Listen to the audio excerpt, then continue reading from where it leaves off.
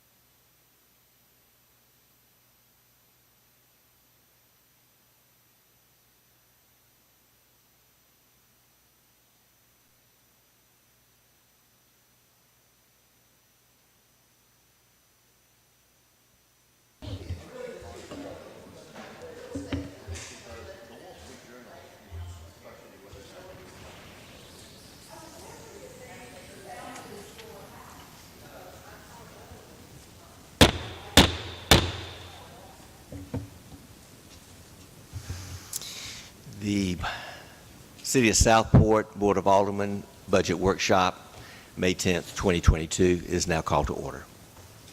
For our invocation, I'll call on Reverend Alderman Lowe Davis. This will be followed by the Pledge of Allegiance. Please stand.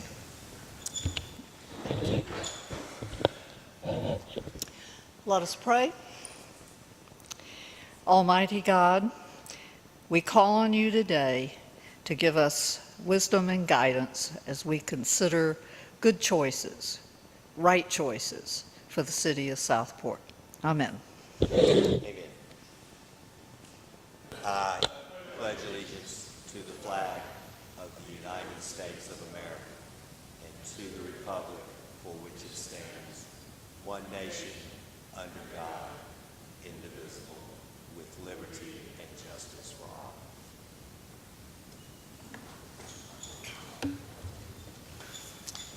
Thank you, Alderman Davis, and thank you, Board, for being here. Thank you, City staff, for being here. Thank you, Randy and Elena, Kate, and Dorothy for being here today, Ellie, Tom Stanley. We had an excellent day yesterday, and let us remember the prayer from Alderman Davis. Good choices, that we make good choices as we move forward, that we have the information that we need, and we do, from city staff and the hard work that they've put into this. Mr. Hargrove, thank you. Melanie, thank you. This is, it's once a year, but it's so important. It's one of the most important things that we do, and we need to put the adequate amount of time to accomplish this goal. So thank you, and thank you, board. Item E is approval of the agenda. You have the agenda in front of you, and I'll entertain a motion. Mr. Lombardi, is there a second? Mayor Pro Tem, all in favor? Motion carried. Thank you. Approval of the agenda. Item F, opening comments. Mr. Hargrove, City Manager. Thank you, Mr. Mayor, Board of Aldermen. I really don't have much to add to that other than welcome to day 2 of our developing our fiscal year 22-23 budget. I'm looking forward to another day of riveting information. So without further ado, we'll go ahead and get started. Okay, first up will be Public Works Director Tom Stanley.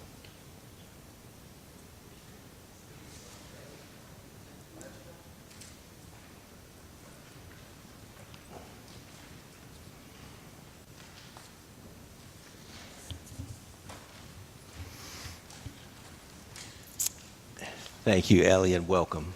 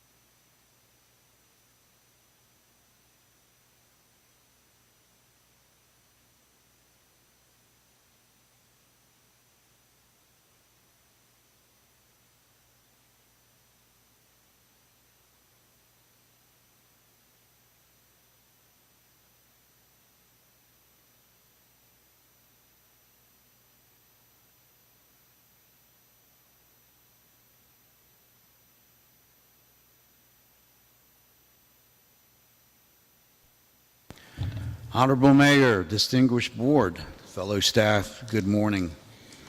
Presently, we serve just under 3,500 electric customers in the city of Southport and her ETJ.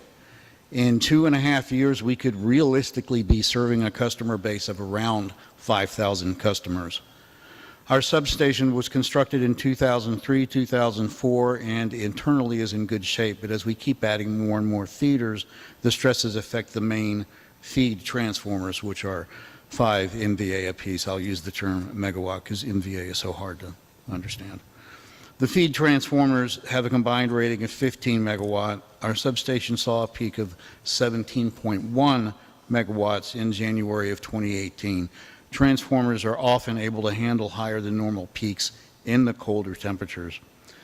Higher continuous peaks are much more stressful on transformers during warmer weather, and that's what's going to be occurring as loads increase with growth.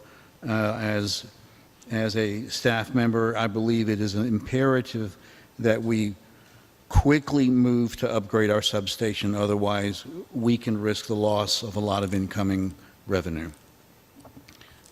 Thank you very much. That's my opening statement. I have all of my information in front of me, so please, I'm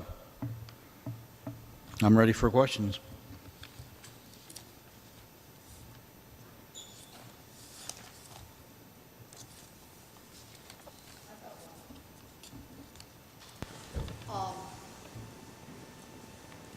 Upgrading the substation. That good? Okay, thank you. Do we need to do this upgrade urgently without whatever happens with Indigo? I believe we need to get moving on it as it's not just Indigo, it's all these other smaller subdivisions that come in. And also, I've mentioned it, and I really see evidence of it every day. There's been so many vacant lots in the city of Southport that have been vacant for years and years and years, and every one of them is being built on, pretty much as we speak. So we even without Indigo, we still need to start looking at the upgrades on the substation, because it may be with current issues with supply lines, it may be 2 years before we can actually get the parts in order to do it. Hopefully less than that. We can get them when we need them, but. Okay, would you guide me on the sheet as to where I see the where I will see the cost of the upgrade to the substation?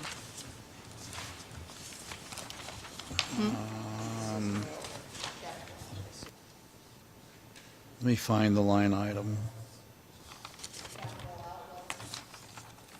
5,900, yes. 3093, 7210, 5,900.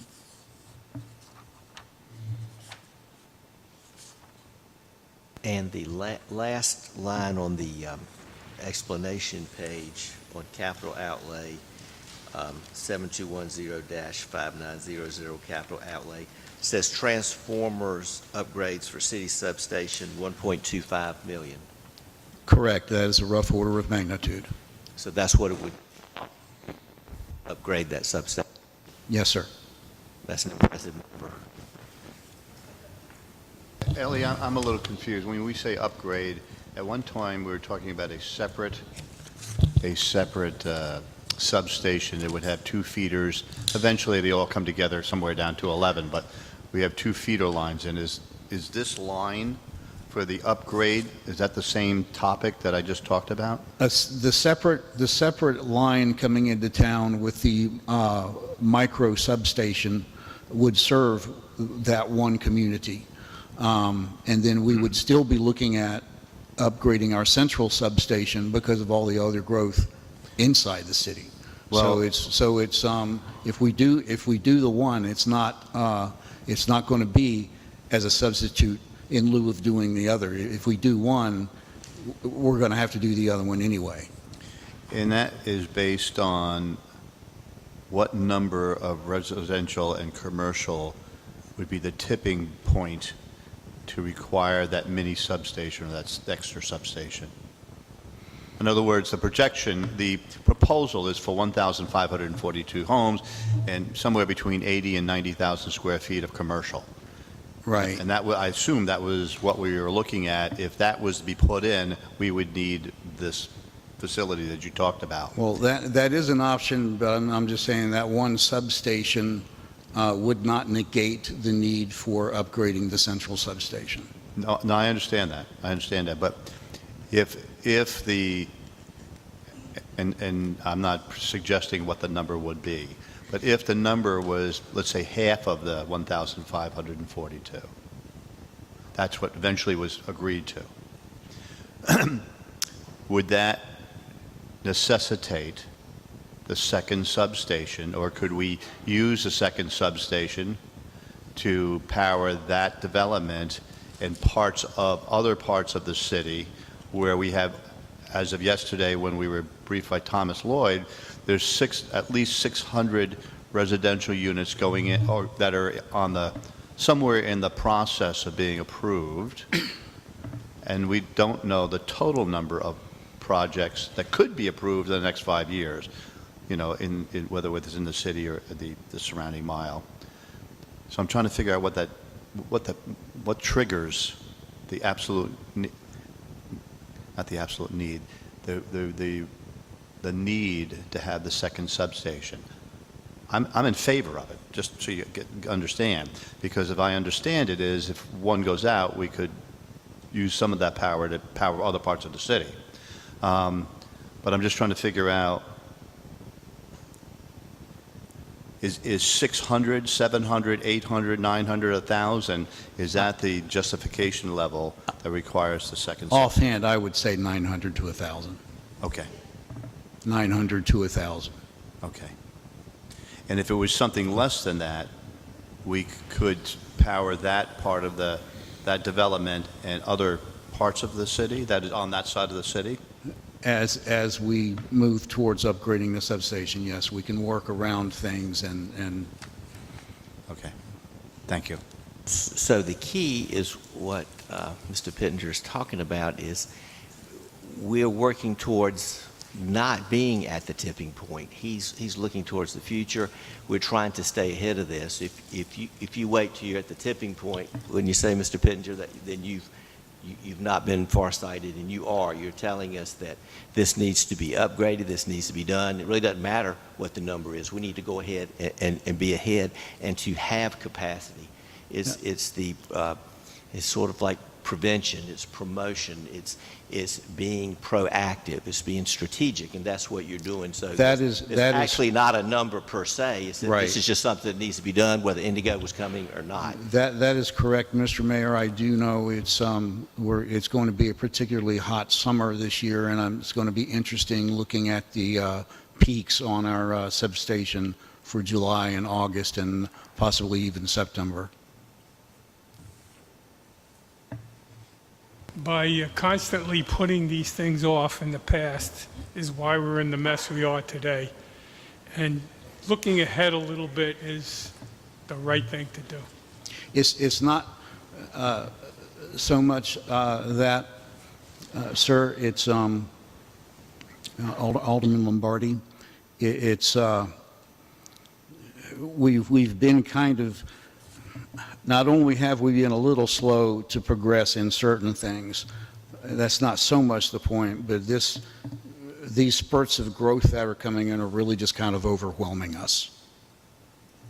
Oh, I agree, and it's certainly, if you get ahead of the game a little bit, even though it's a year early or 2 years early, it's still, you're ahead of the game. Very, very correct. If we were to over upgrade the substation, then we pretty much wouldn't have to worry about who builds where, because we could Exactly. handle it. No, that's the right thing to do. I trust that later today we'll be talking about how we pay for this. Please keep in mind that this is an enterprise fund. It stands alone on itself, and the electric fund is extremely healthy, has a healthy fund balance, so we have the money to make the needed investment into this infrastructure. I think really the gist of this whole conversation is what Ellie's trying to communicate to you is that regardless of Indigo, we need to make some upgrades to our substation. And if Indigo comes along, or really some of this other, well, there's a couple different options for Indigo, regardless of what capacity or density that the board permits. But at the end of the day, for Indigo, we're still in discussion during a development agreement of what that substation will look like. So I want you to be mindful of that. I think our attorney stands on the fact that the city's obligation is we have to provide the power that we have available, and anything additional to that would be the responsibility of the developer. We're still waiting on a legal opinion on that, so don't take that as the gospel. But there are some alternatives how we're going to provide power to Indigo at whatever density it does, but these are needed upgrades that we just need to have for moving forward in the future to prepare for what we have now and the growth and the lots of current development that we have inside the city limits. Gordon, outside of going before a judge, where do we get a legal opinion on that? We get that from our development agreement attorney, Mr. Tom Terrell. Okay. That's in discussion now. Okay, thank you. I had just a couple of questions. One for Melanie. As far as the fund balance, do you have that number? Okay, because I think that's an important note. Ellie, I just had a couple questions. One, I know we don't usually want to replace wooden poles unless we are going underground. We've been Correct, trying to do that. correct. But I did see where you had 128 rotten poles, so I'm assuming that's a critical need. Yes, yes, those And- poles are, that's based on poles that really need attention, that look like they're going to come down in the next storm. The rough order of magnitude stays the same. The replacement number of 128, that was kind of left over from this past budget, which they're actually wrapping up on. But it's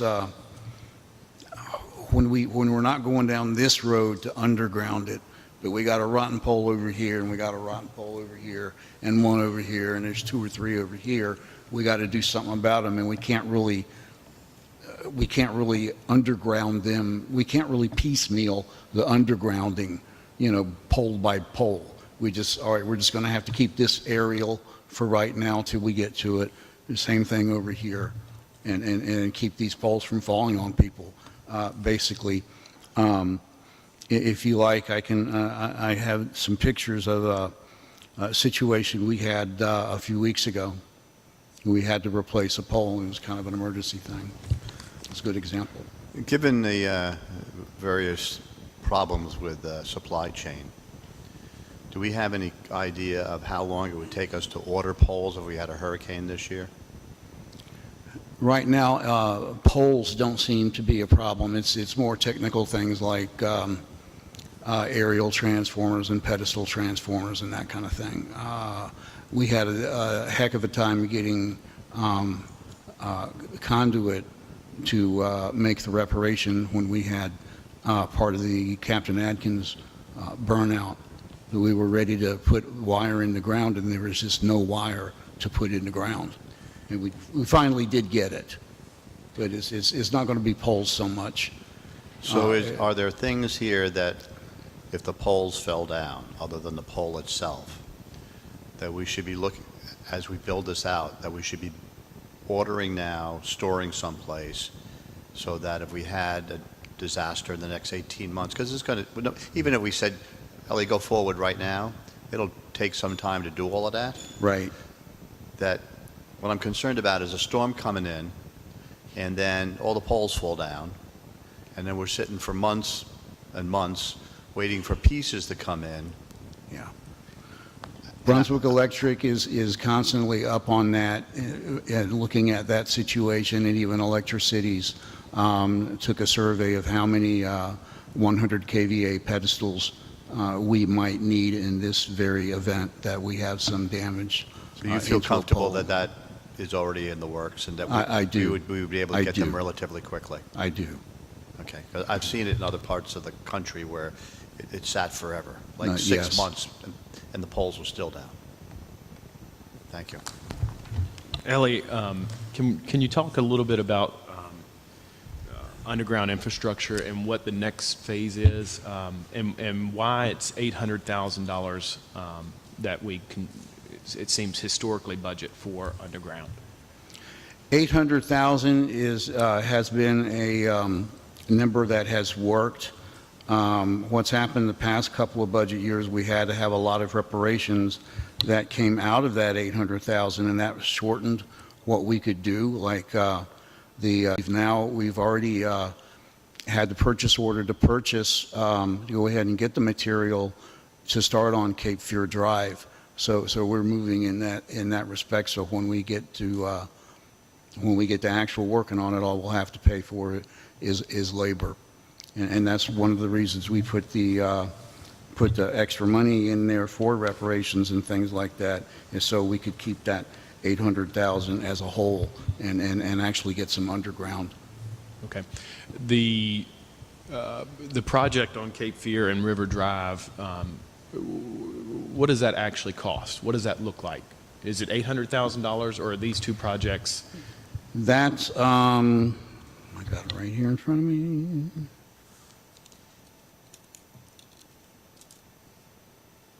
Pardon me.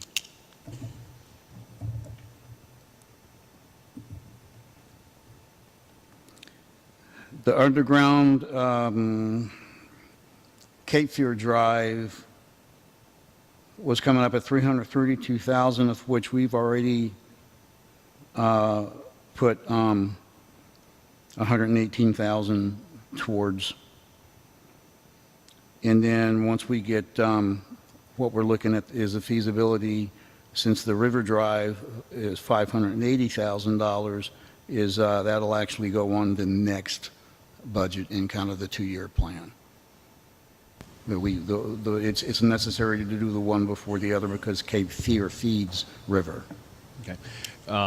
We talked about the fund balance, which we don't have an answer on right now. I'm sorry, what? The fund balance, Melanie?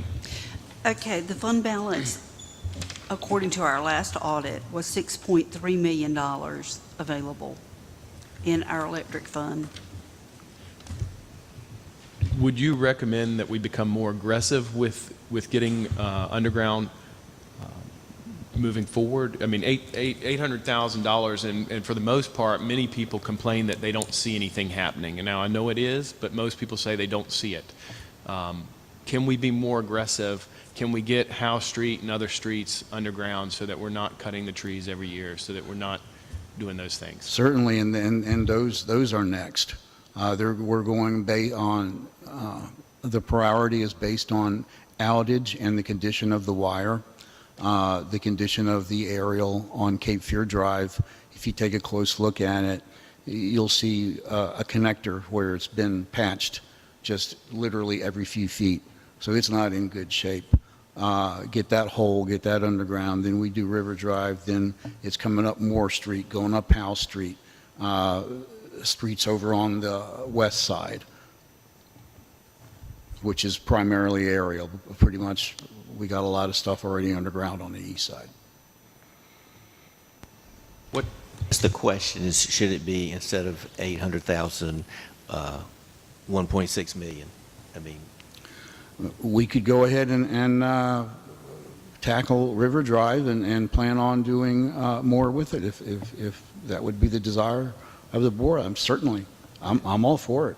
so you're in agreement that we could put more funding into this to more rapidly bury power lines? I'd love to see that.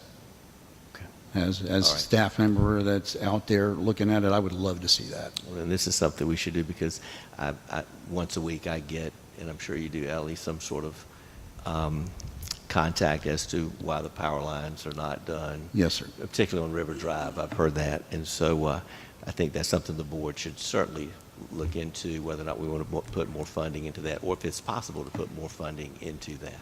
Right. Thank you, Ellie. I appreciate it. You're welcome.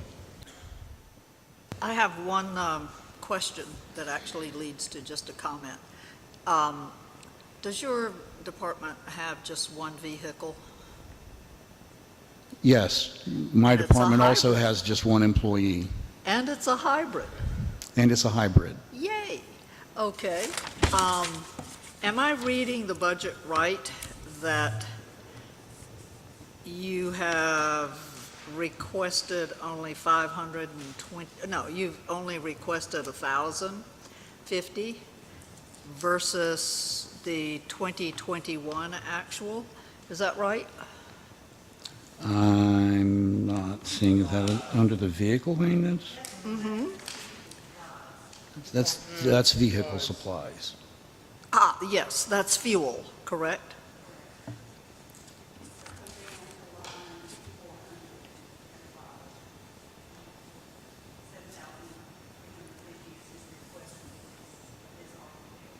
You're looking to lease another one or a different one?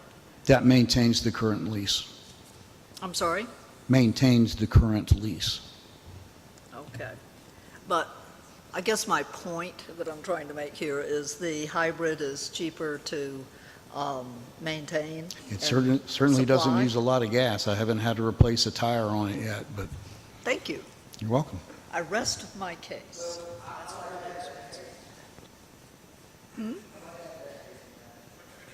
Uh-oh. time out for just a second before we get too far down the road on this. All right. I just sent everybody an email concerning to BEMC's 22-23 work plan of what they recommend. While we certainly have a healthy fund balance in our electric fund, and I'm all for funding more underground if that's available, but I think before we make that decision, you should all take a moment to look at this 22-23 work plan given to us by BEMC, because I will assure you they will do any and all work that we authorize them to do. So please take that into consideration. Go ahead, Tom, I'm sorry.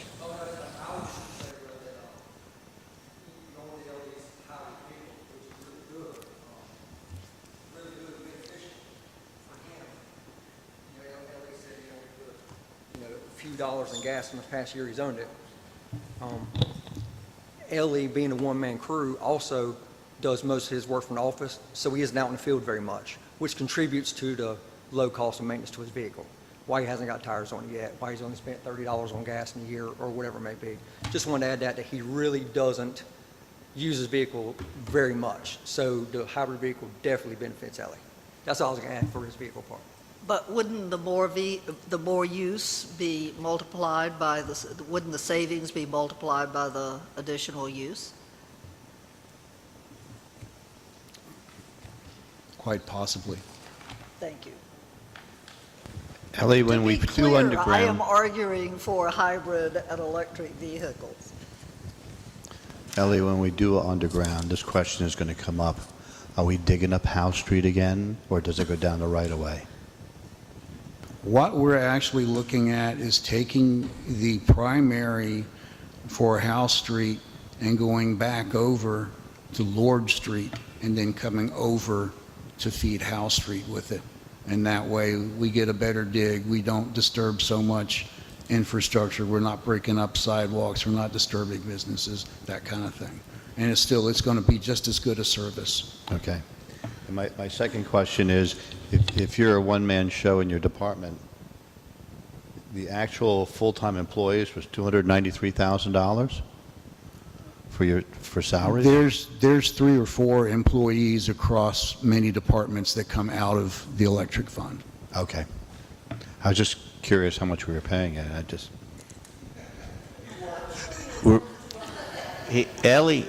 Ellie's worth that, but remember yesterday they told us that a third of some of the salaries come out of the electric fund, a third comes out of the general fund, a third comes out of the department. So that was told to us yesterday. Gordon, based on what you just sent us, it looks like about $4.8 million to complete underground in let's refer to it, in Southport. Is that right? 4.8 million?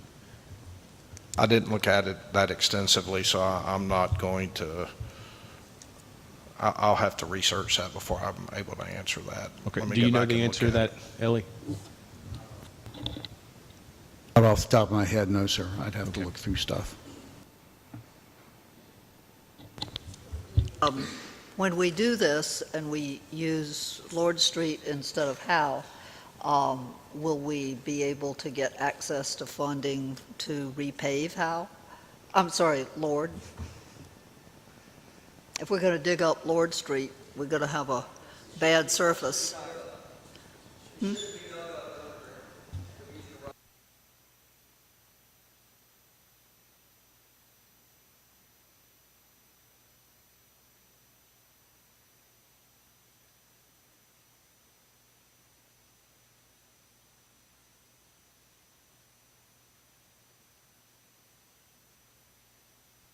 Any other questions or comments for Mr. Pittenger?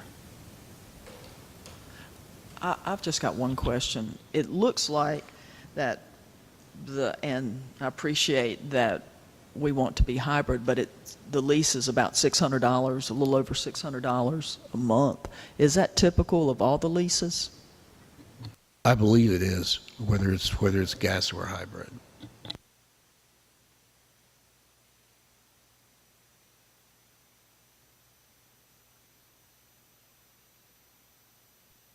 Okay, thank you, Superintendent. That was an excellent presentation. Thank you, Board.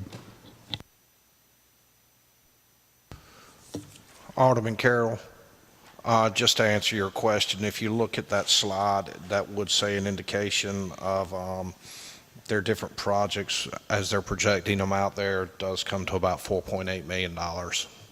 So you are correct. And the time frame on that, is that a realistic expectation? I mean, it looks like all of this should be completed by 2028. I would have to believe so. Yeah, they're pretty tight with their schedule.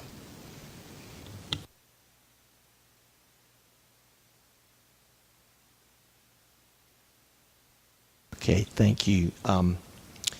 Next will be Water and Sewer, Tom Stanley and Melanie Trexler.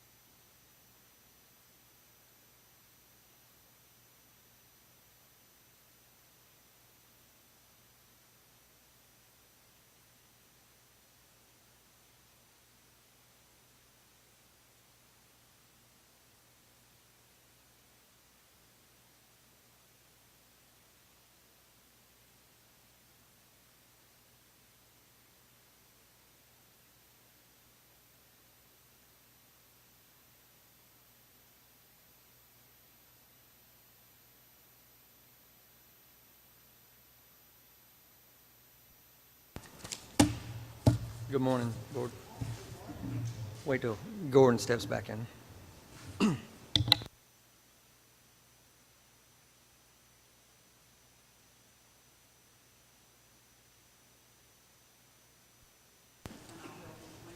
Let's start with garage.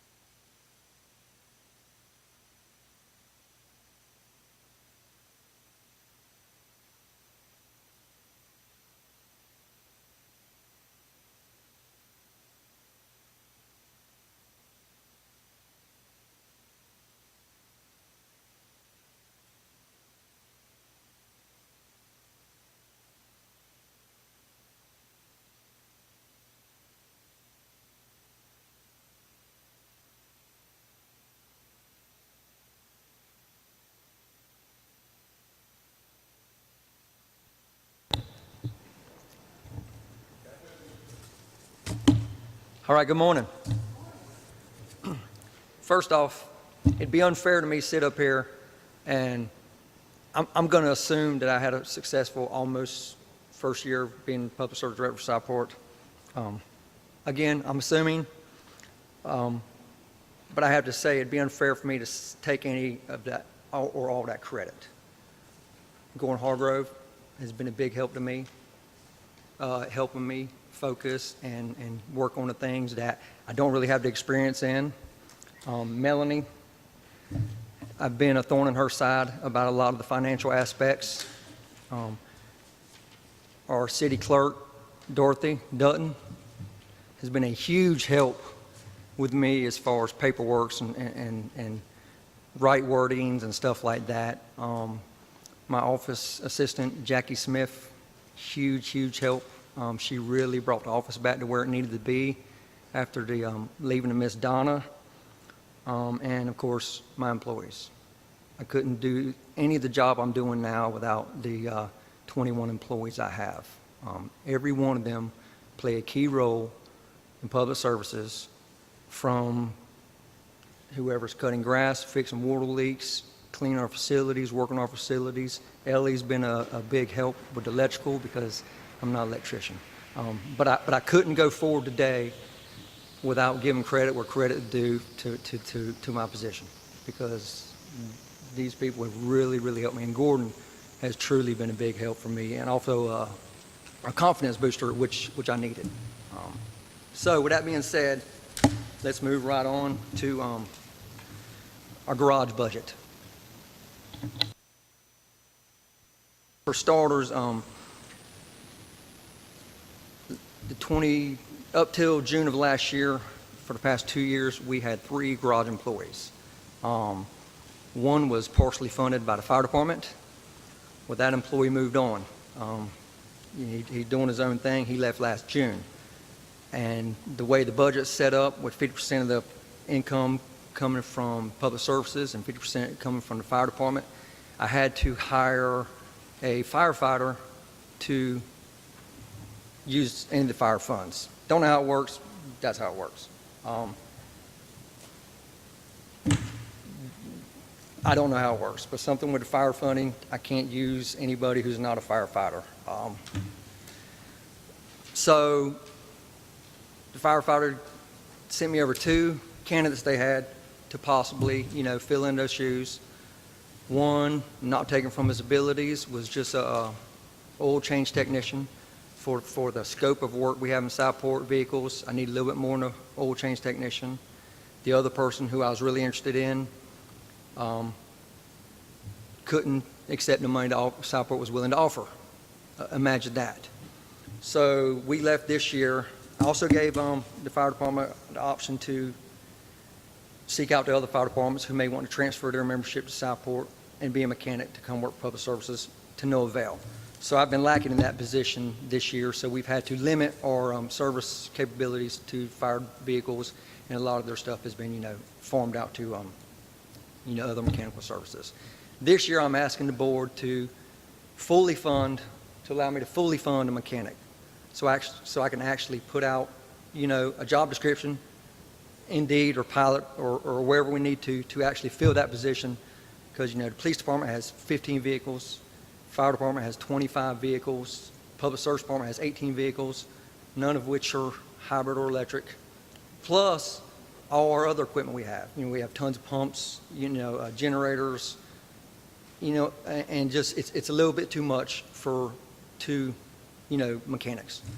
So I'm asking the board to allow public services to fully fund and, get us a 3rd mechanic position. That's pretty much as far as employees. Well, that is it for our employees. Tom, could you back up and I didn't really get that thing with the fire department that you had to hire. What was that all about? I'm glad you don't get it, because I don't get it either. Well, tell me what you had to do. Yes, please do. Defer that to Gordon. So that is 1 FTE position, full-time equivalent position. Half of it was being paid for out of the the garage budget, and half of it was being paid for out of the fire department budget. A statutory requirement is if it's coming out of the fire department budget, it has to be a firefighter that performs that job. So that's why we couldn't find anybody that was qualified to be a mechanic, or when we did, they weren't willing to work for what it was paying for. It's just a statutory requirement that if that money comes from the fire department, it has to be a firefighter. So we're wanting to eliminate that half FTE to make it a full FTE coming strictly out of the garage. Now, when the fire department brings those vehicles to the garage, they do get charged for that service, same as the police department and so on and so forth. Is the initiative request form here, the public utility worker, is that the mechanic position? No, Okay. no, there's not. Do we have one of those for the mechanic position? Okay. We do not, because it wasn't really a new position. We're just trying to replace an old position that was open. What is the expected salary of that mechanic? I think it's around $18.50-ish an hour, Melanie.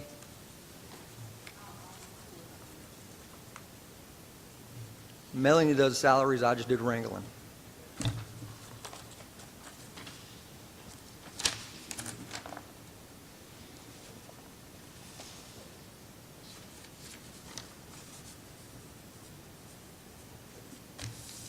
That salary, one of the ones that's going to be raised? Because you could do it $18 at Burger King or one of these fast food places are.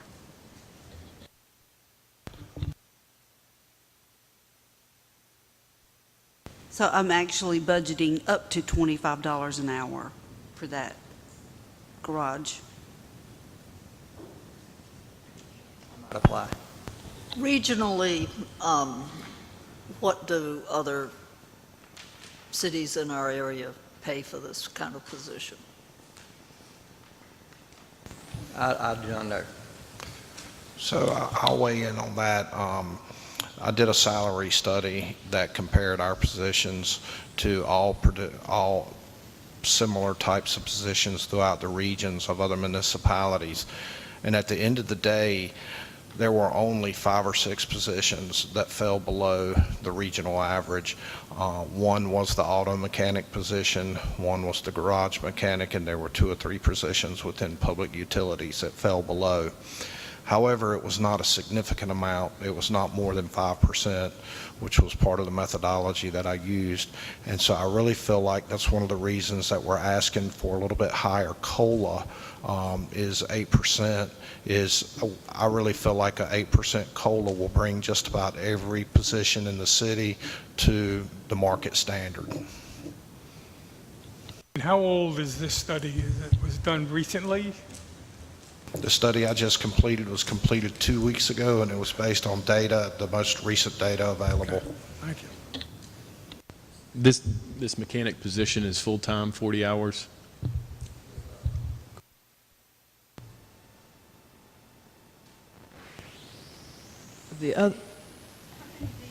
Do we service out of your garage? The police department has 15 vehicles.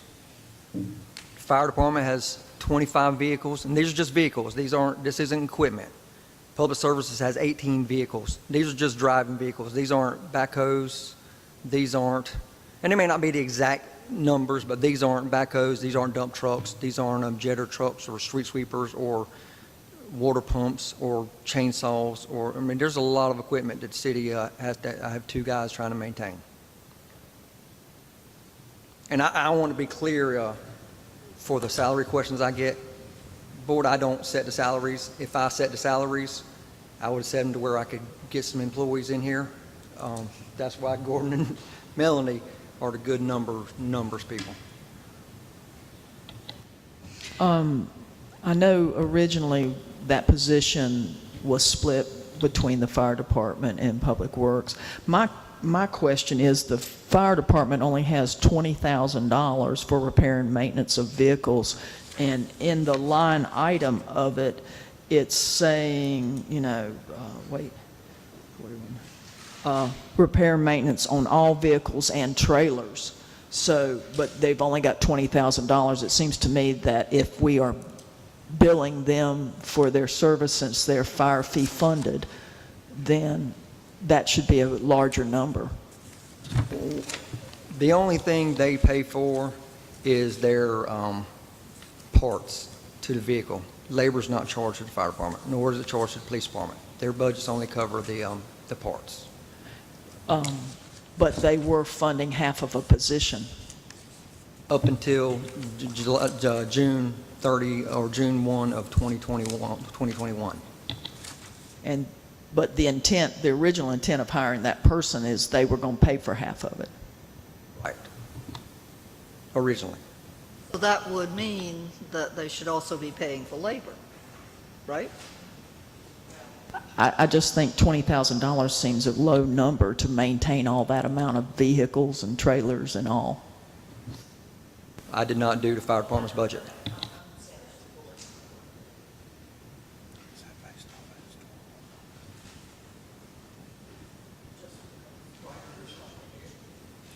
Is it the same with the police 15. I don't know where department? she sees They 20. pay only for parts?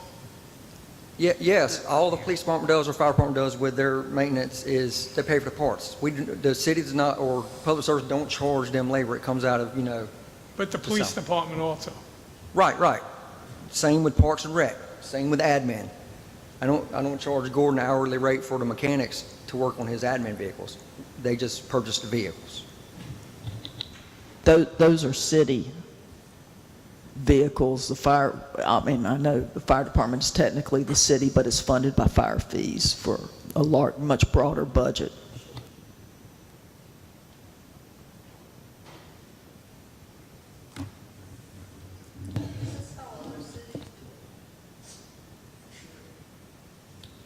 I think this is unique to Southport because, a garage normally works as an enterprise fund, which basically means that when the fire department comes and brings their vehicles to the fire department, they should really be charged, well, quite frankly, the hourly labor rate and for the parts. But this is the way that Southport has had their particular system set up ever since I've been here. But to go back to answer your question, the reason that line item is only at $20,000 is we looked at what we have done the last few years, and in the last year, importantly, we only did about $22,000. And so we feel like in our supplies and in our maintenance budget, we have done the trend analysis indicates that it should be about $20,000. Now, if the board wants to increase that, I'm all for that. Or if y'all would like to change the structure of it from going to more than just parts to parts and labor, we can go that route as well. That 20,000 is just for one of many, right? Because what we just learned is that it's fire, it's EMS, it's police, it's city vehicles. So do we have a total number of what is being paid for those services? It's not just 20,000.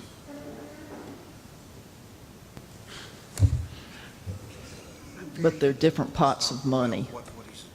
That's really what was, and that's why I think the fire department initially, they agreed to fund that half of that position so that they could have that ready access rather than they used to take their vehicles, if I'm not mistaken, I think they used to take their vehicles to, more of a service, like a regular mechanic service. Right. So, and for some repairs, they still have to go out when it's above, garage staff's a realm, but some repairs still do have to go out. They're no longer paying for half of that position? We didn't fill that position last year because they couldn't provide us with a qualified employee, and the one that was qualified, I couldn't pay him enough. So that position just can't, and I was not allowed to advertise out for a simple reason what Gordon talked about with the statute. So this position's been unfilled. So when we fill it, will they pay for half of the position? Oh, because in order for them to pay for half the position, it has to be a firefighter. Right.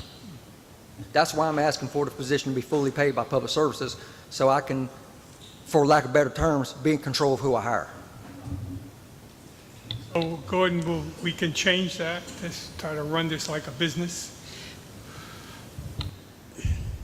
Absolutely we can. So bigger cities do tend to have an internal service fund where they run it like a enterprise garage.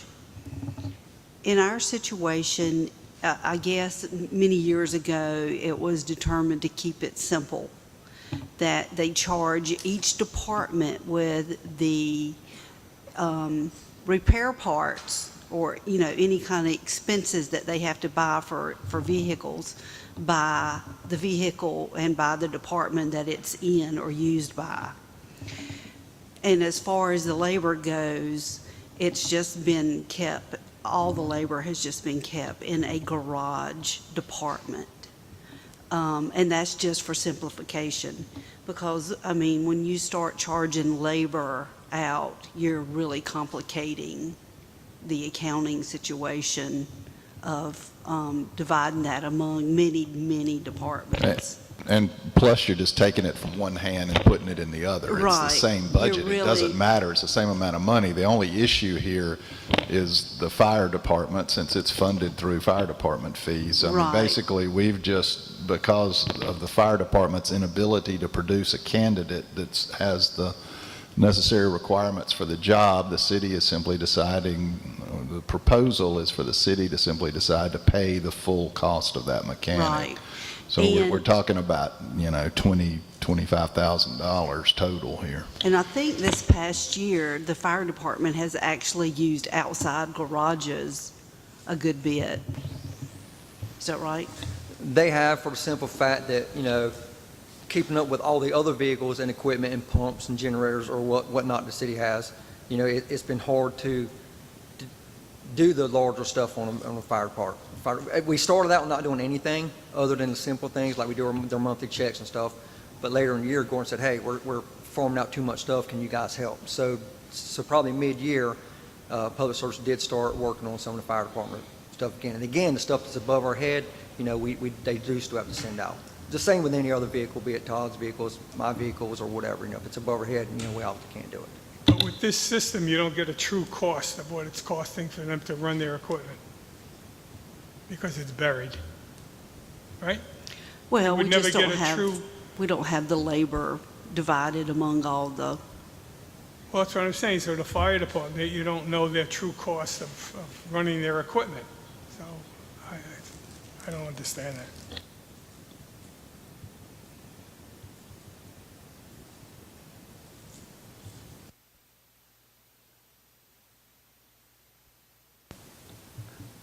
What do you mean by true costs, Tom? You mean the labor and, you mean by labor and parts? Yeah, You now don't- if they go to an outside vendor, then they'll know their true cost of what it costs them to run their equipment. And that's what I'm saying. You probably keep a log of the vehicles that come in and how much time you put on them and that type of thing, or not really? So you would know what... Well, they don't keep time of how much, how much time they spend on a vehicle. I, as a layman, personally don't want to get into the weeds of doing that, but it's totally y'all's decision. Any other department asks us for repairs, we repair the vehicles. We don't keep time of how much time it takes. I personally think that's digging a little bit into the weeds and, getting, too complicated. But again, this is totally y'all's decision. Whatever the board would like to do, I'll accommodate the best I can. But the city has never charged labor to the fire department or police department to work on their vehicles, Can we change the subject just for two line items? 5100 capital outlay equipment. I assume that part of that is, well, may not be, but part of that is the street sweeper. What else are we looking at there? Not the street Your sweeper. 5100, this is on the garage, has nothing to do with street sweeper. No, sir. Okay. So what are we looking at? That Other than, if you look at like the diesel diagnostic machine, that would be for every diesel vehicle the city has. And it'd be it the street sweeper, the combo vac truck I have for sewer, fire department vehicles, our dump trucks. That was just and again, that was, that diesel diagnostic machine was actually approved in last year's budget with the fire department paying for, I think, 40% of it, but because we lost the fire department's funding, so to speak, for lack of better terms, it wasn't fair for us to pull money from their pot when we weren't taking. So again, I put that back in the budget this year to be fully funded by public services. And then the air conditioning machine is, we got a bunch of new vehicles, and with new vehicles comes new updated equipment, and this air conditioning equipment would be suitable for the new vehicles.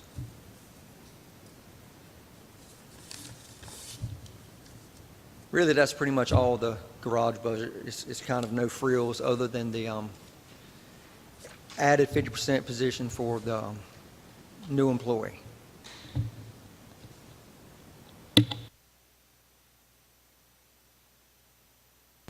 Any other questions or comments on the city garage?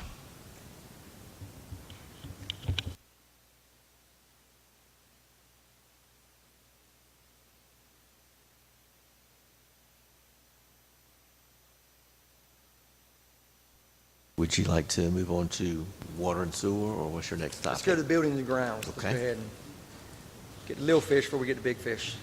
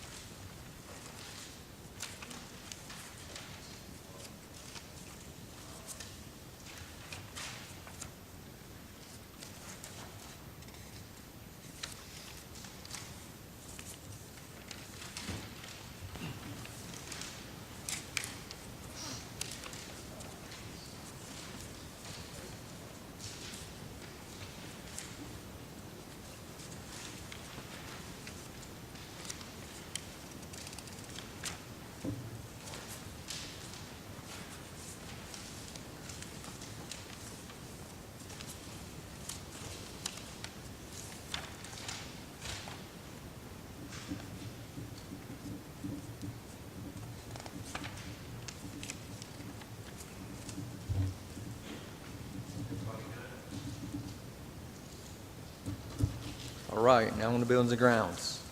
Start with employees. We already have 10 full-time employees, and that's spread out through the grounds position, janitorial, and facilities maintenance guys. There's also a part-time employee that was approved last year that we have been unable to fill. I said starting with our 10 full-time employees that are split out with 2 janitorial staff, 2 facilities maintenance staff, and 6 full-time grounds guys. And we also have 1 part-time employee that was approved in last year's budget that we have been unable to fill because the gene pool isn't that great right now. On top of that,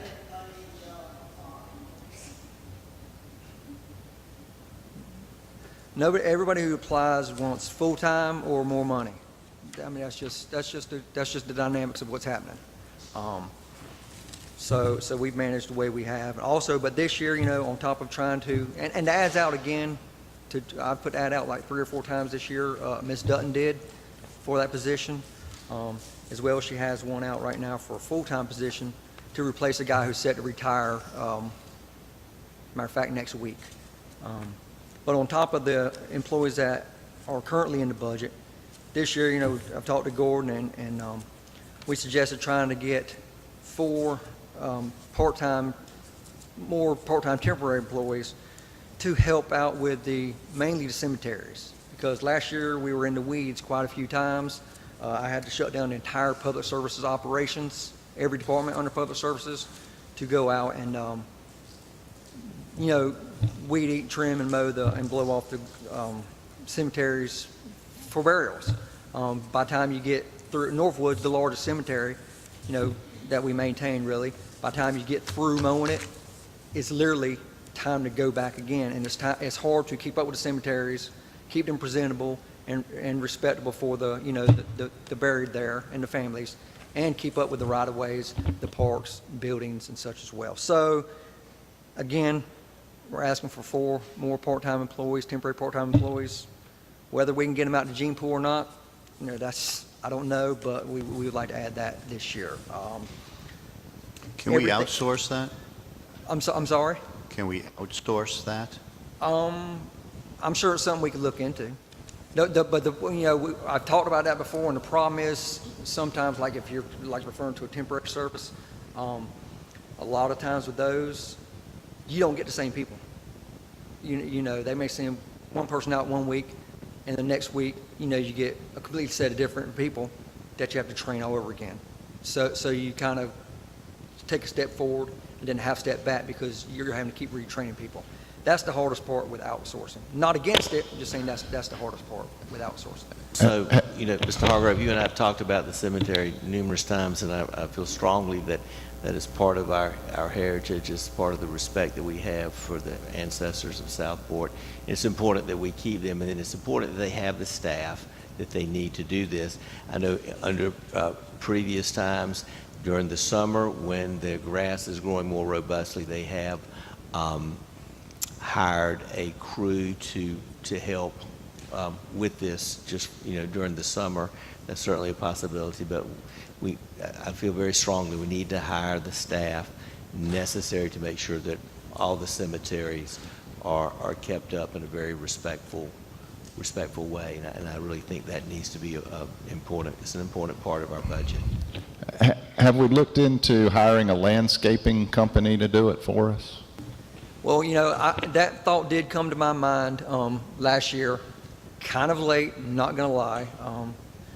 And when we started reaching out, everybody wanted the RFPs. And I understand that way, everybody, that way we were just wanting kind of a roundabout to kind of judge between, okay, well, it will be cheaper for us to hire us, or will it be cost effective to hire someone from April to October versus trying to get 4 people in there. But time kind of slipped away from me, and budget season popped up real quick, and I wasn't able to get the RFP out quick enough to do so. But I think, maybe not this year, or if we could squeeze it, I think that's not a bad idea to do, just for the cemetery part. I don't think that's a horrible idea. If we couldn't hire one person, I'm not sure how we're going to hire 4 people, quite frankly. I mean, Under Mayor Howard, that's what they did. I asked him, how did they keep the cemeteries? How was the upkeep done and during the summer? And he hired out, the city hired a crew during the summer, early fall to take care of that, because it is a lot of work. I agree. Once you've taken care of all 3, it's time to go back again. So, but it's really important that we do this, whether we have to hire landscape, or it'd be nice if we had the employees that you need to do the job and give the services that you need to do.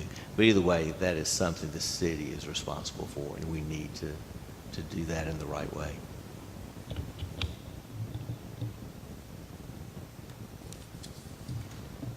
Okay. When you talk about part-time, is it fair to say that for 4 part-time employees, that equals 2 full-time employees? I understand that when you do it over the course of a year. I understand that 4 people during the summertime can do twice as much as 2 people. I'm not trying to say we only hired 2, but for purposes of full-time FTEs, and I'm adding up how many we've got before us so far, is that 2 FTEs? Okay, thank you.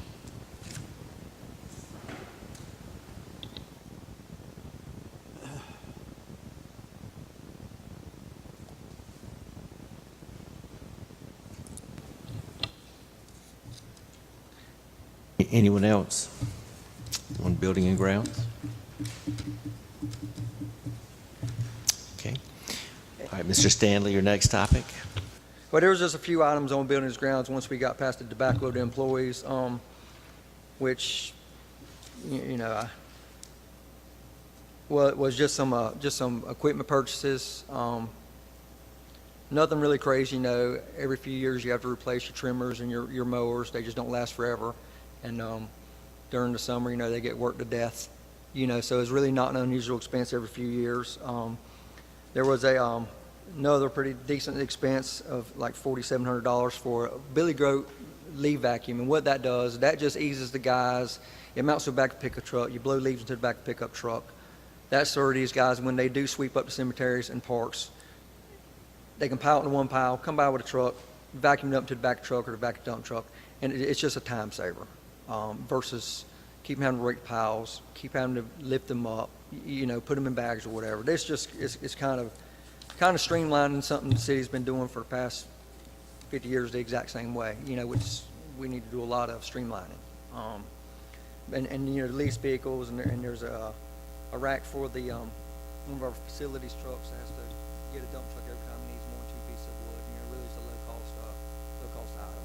But really, there's nothing else in buildings and grounds that should surprise anybody. Unless there's other questions, of course.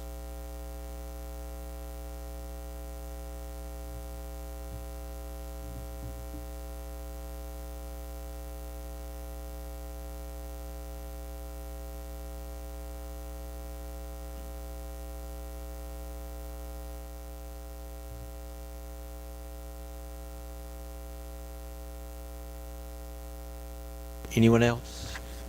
Questions? All right, Mr. Stanley, your next topic.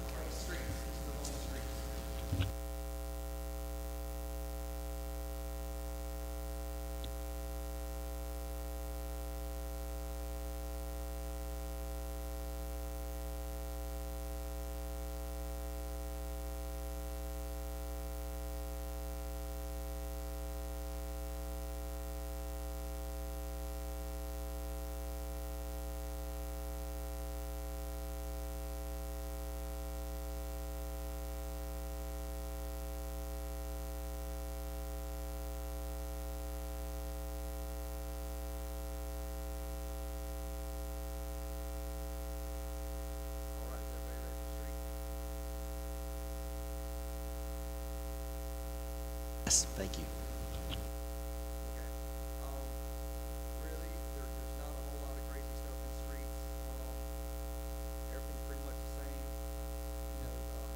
Obviously with the salary, it's a 60-40 split. Six employees from the water and sewer.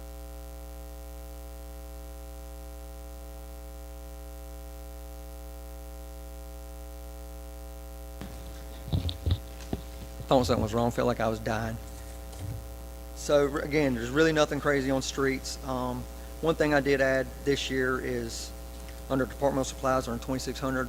Obviously, it's the same old. It's in there every year. Stone, sign blades, replacement signs for people hit signs, stop signs, added street signs, stuff like that. I added 4th of July streamers to that because I think in the past the fire department's always had to pay for 4th of July streamers. Why? So this year I was able to take it out of streets, so I'm adding that money in next year for 4th of July. Streamers will go across the road because I will not go another year and forget those. And vector control, I added some money in there for vector control because contingent on what the board's decision is on vector control.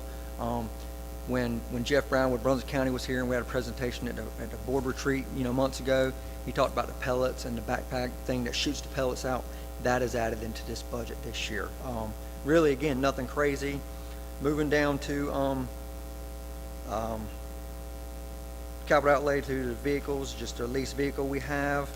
And then the equipment, same old, same old. It's the Timco sweeper that was approved in last month's board meeting that we're kind of still apprehensive about. That, if that moves forward, it was put in the budget for this year to pay. If not, then obviously that won't be there. But that's pretty much everything out of the ordinary that wouldn't be in there for streets for every other year.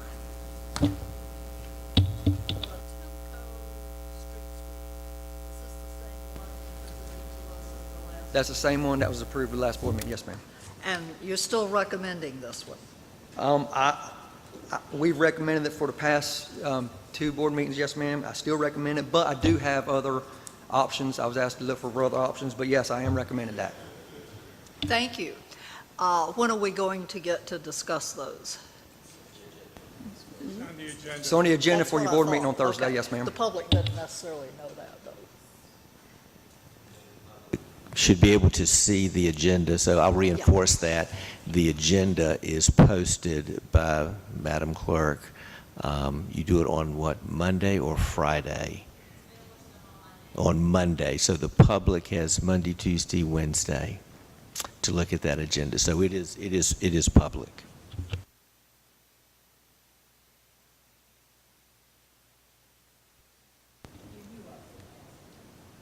And you knew I was going to say something about that. So we're on the same page. Can, the,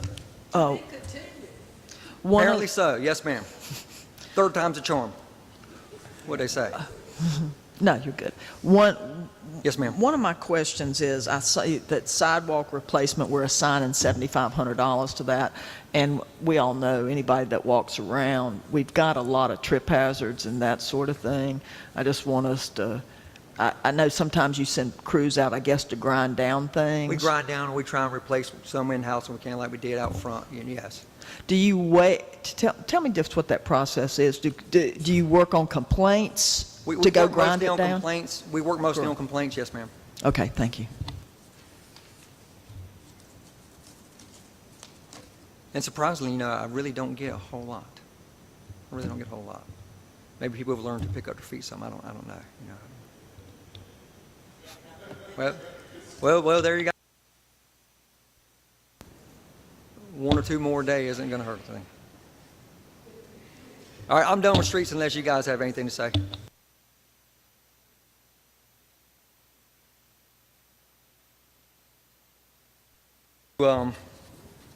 Water and sewer.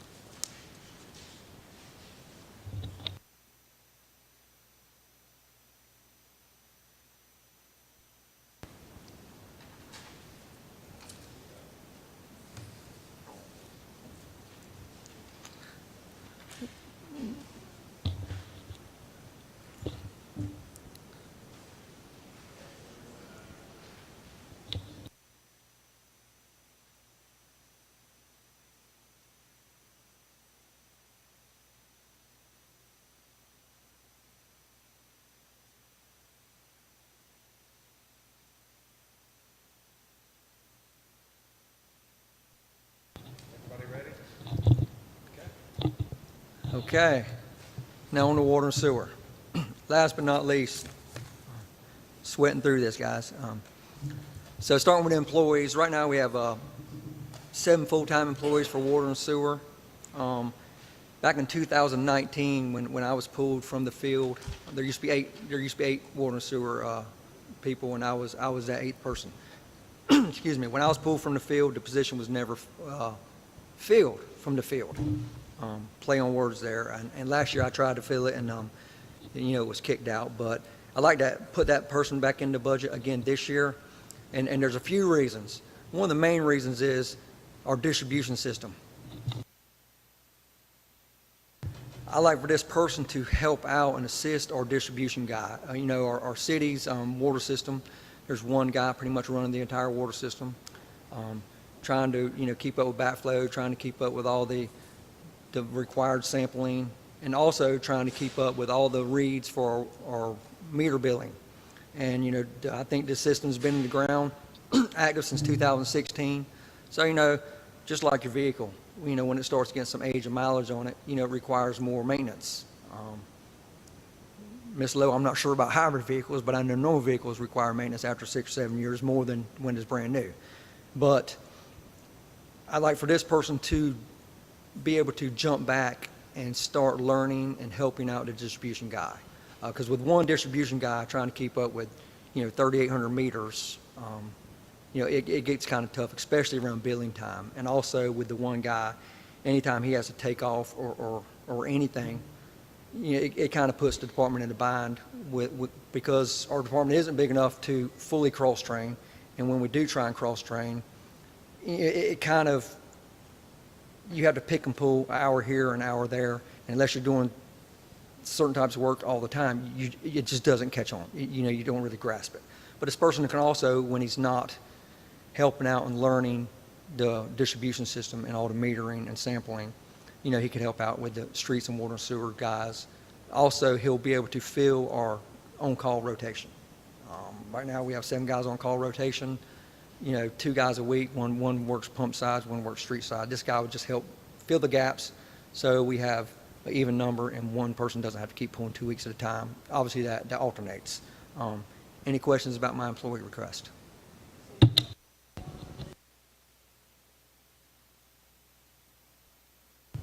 We have not, because it has not been approved. Have we done any workload analysis on all the staff that you have in that section or department, whatever you call it, to see how many hours are employed by doing everything? I do not break down hours of what each employee does. I do not. I don't. I'm just having a hard time trying to figure out why somebody can't be cross-trained. I heard the words that you used, but out of the 7 employees that are there, Well, they are cross-trained. Let me break it down a little bit further for you. I have 6 guys working water and sewer and streets, okay? They know water, sewer, and streets. Some guys, you don't want to put on electrical. You don't want me working on your electrical.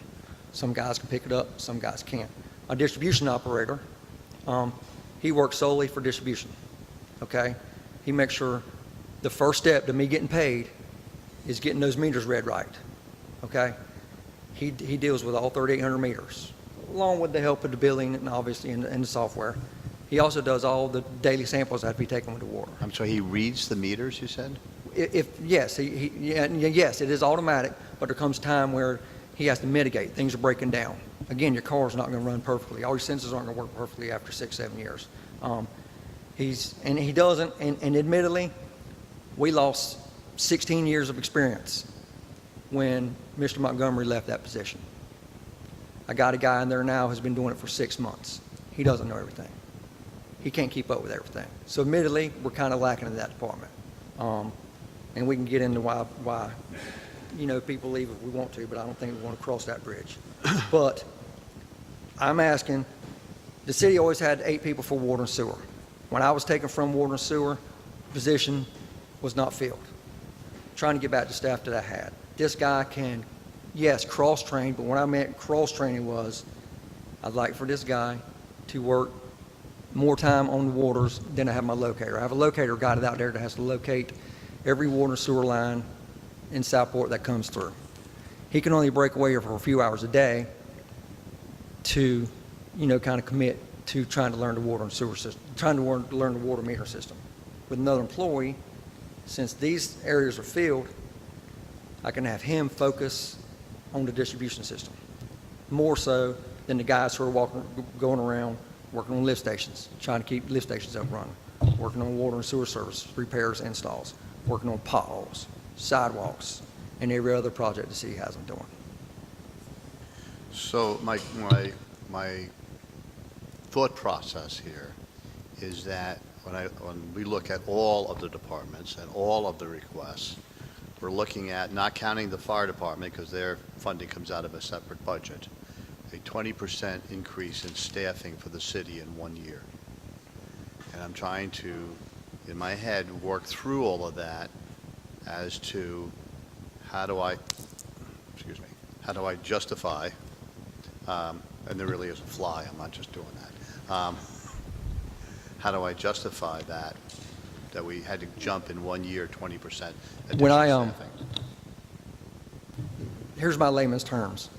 When I got with my wife, she was driving a 2-door Mustang GT, okay?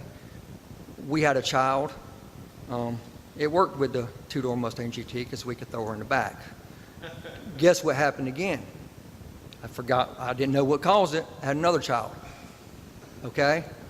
I got a bigger SUV. As my family grew, my needs grew. As Southport grows, the needs grow. Ellie just covered it with the electrical system. If I can't keep up with the growth with my employees, I'm sliding backwards. I can't keep up with the number of calls, and now that I've done told everybody they can call and complain about the sidewalk, I can't keep up with the calls. Service gets dropped. Service times get longer. I'm solely asking for the person. If we can't make it work this year, we will make do. That's what we do. But, that's my justification as we grow and how much, you say city, is asking for 20% more growth. How big has the city grown in the last year or 2 years? Again, we have to keep up with growth. Tom, Yeah. one of the things that I hear, and maybe I'm reading into this a little bit, the two things that we have going on is recruiting, bringing people in, and retention, keeping people here. You are obviously disgusted, possibly, maybe I'm reading into it, with compensation. Is that a fair assumption? I think disgusted is a rough word, but I'm Okay. not scared of it. Okay. However okay. you read it, however you want to read it, is perfectly fine. Okay, with good. me. No, I'm good with that. I do think, yes, I've been expressing that we had a recruitment problem. Yep. I've been expressing that we have a retention problem. I think City Hall has witnessed it again this year. Yep. And speaking boldly, if any of you guys on the board can't see it, your eyes are closed. Yep. So let's take that a step further because the city manager has proposed an 8% COLA. And I would just ask you, is that enough? Is that enough to make a difference? Well, I think it's a good start, absolutely. But there's also a merit raise associated with that as well. So, yeah, and we've talked about it. The city manager did the salary study. So we are trying to make sure that we are able to hire and that we do retain. There's no question about that, and that employees do leave for various reasons, not just salary. But that is an important part of it, and the city has recognized this. I think we all have recognized this. And the other thing, it's no different than the electrical, is we have to stay ahead. It's not, are we keeping up? We need to stay ahead in every department, in everything we do. I mean, you have to be proactive, and that's what the city is trying to do. That's the new mindset from decades ago when they tried to keep up. Now we need to stay ahead, and the budget is part of doing that. And whatever we need to do to hire the right people and an adequate number of people to provide quality services, then that's what we need to do. The citizens will support us in that endeavor, and it is the right thing to do. So, and these department heads are guiding us in that direction. They're telling us what they need. They're there every day. We're not, and so I'm very amenable to making sure that we have the necessary employees, city staff, to provide quality services. I don't disagree with the mayor that if you can win somebody on money, then you can lose them on money. So from a recruiting and retention perspective, it's not just about the money. Besides the money, I do think that we've got a city manager, we've got department heads, we've got staff who are creating a culture of excellence that causes people to want to work in that environment. I hear from your staff, I hear from other staff that they enjoy working for the city of Southport. So it's not just about the money, but my question was very pointed. Is it enough? And where are we going? So I'm a little better prepared to answer that question than Mr. Stanley. As I've had this conversation with you all recently, I've just recently completed a salary study on the most up-to-date data that is available. I compared our positions to other positions across a regional average, if you will, of similar positions throughout our region. The methodology that I used was anybody that was 5% less than what the regional average was. I highlighted that particular position. And the ultimate reality came down to there were only, like I said, maybe between 4 and 6 positions that were below the regional average. Of course, when you start comparing us to larger communities like Leland and Wilmington, New Hanover County, Pender County, we're not competitive with them, but that's really not, I mean, I guess in a way we are competing with them. But if you look at everybody else, and I mean, I went to, actually I want to think I did include Leland, there were only 4 or 6 positions that were below that, and those positions were all in the Public Utilities Department. I think with the 8% COLA, I think it brings us really close to where these positions need to be. But I think we also, when we're looking at the regional comparisons, taking into consideration that Southport is a very difficult place for someone at $18.50 an hour to live in. I mean, to buy a house, to rent anything here, almost impossible at that pay scale, unless you're already here and you have a place to live. So our labor pool actually, for the most part, is going to have to come from some distance away, which begins to create a problem for them to accept a job here. Gordon, during your manager meetings, are other municipalities struggling to hire in the same way that the city of Southport is struggling to hire? Yes, this is not just systemic to Southport. It's all across the region. Police officers, EMS workers, utilities workers, everyone has their own little nuance that they're having trouble with hiring. And it's not just strictly related to municipalities. It's affecting the labor force across the entire grid. That it's the mass migration of people moving out of the labor market, and I'm hesitant to say that we're on the other side of the pandemic, because I think we all see that we're having some increased numbers now. This pandemic has really resulted in, a real wonky labor market. So I will tell you this, that the 8% COLA that I have requested is right in line, maybe an average of what other municipalities are offering, somewhere between, 6 and 9%. That's why I asked for 8%. I thought the COLA being a couple percentage points higher would bring us and our positions into where they needed to be. Nationwide, it just came out that in terms of jobs, there are 2 jobs available for every person that is unemployed right now. And so even with adding 400,000 jobs in April, so it is a nationwide phenomenon, and it's not just in municipalities in terms of difficulty in hiring.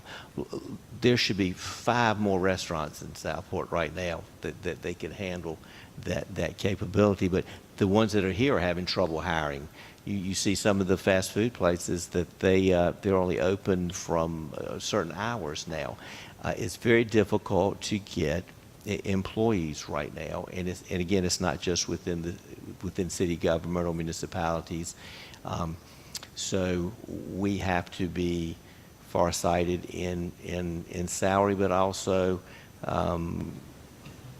do people love coming to work? Mr. Hargrove and I, we talk about it many times. We love what we do. He loves his job. He loves coming to work. And we want every employee. I love going to work, whether it's here or at the hospital. We want everyone. Mr. Stanley loves coming to work. Randy loves coming to work. I do. Absolutely. Madam Clerk loves coming to work. Kate loves her job. Randy loves his job.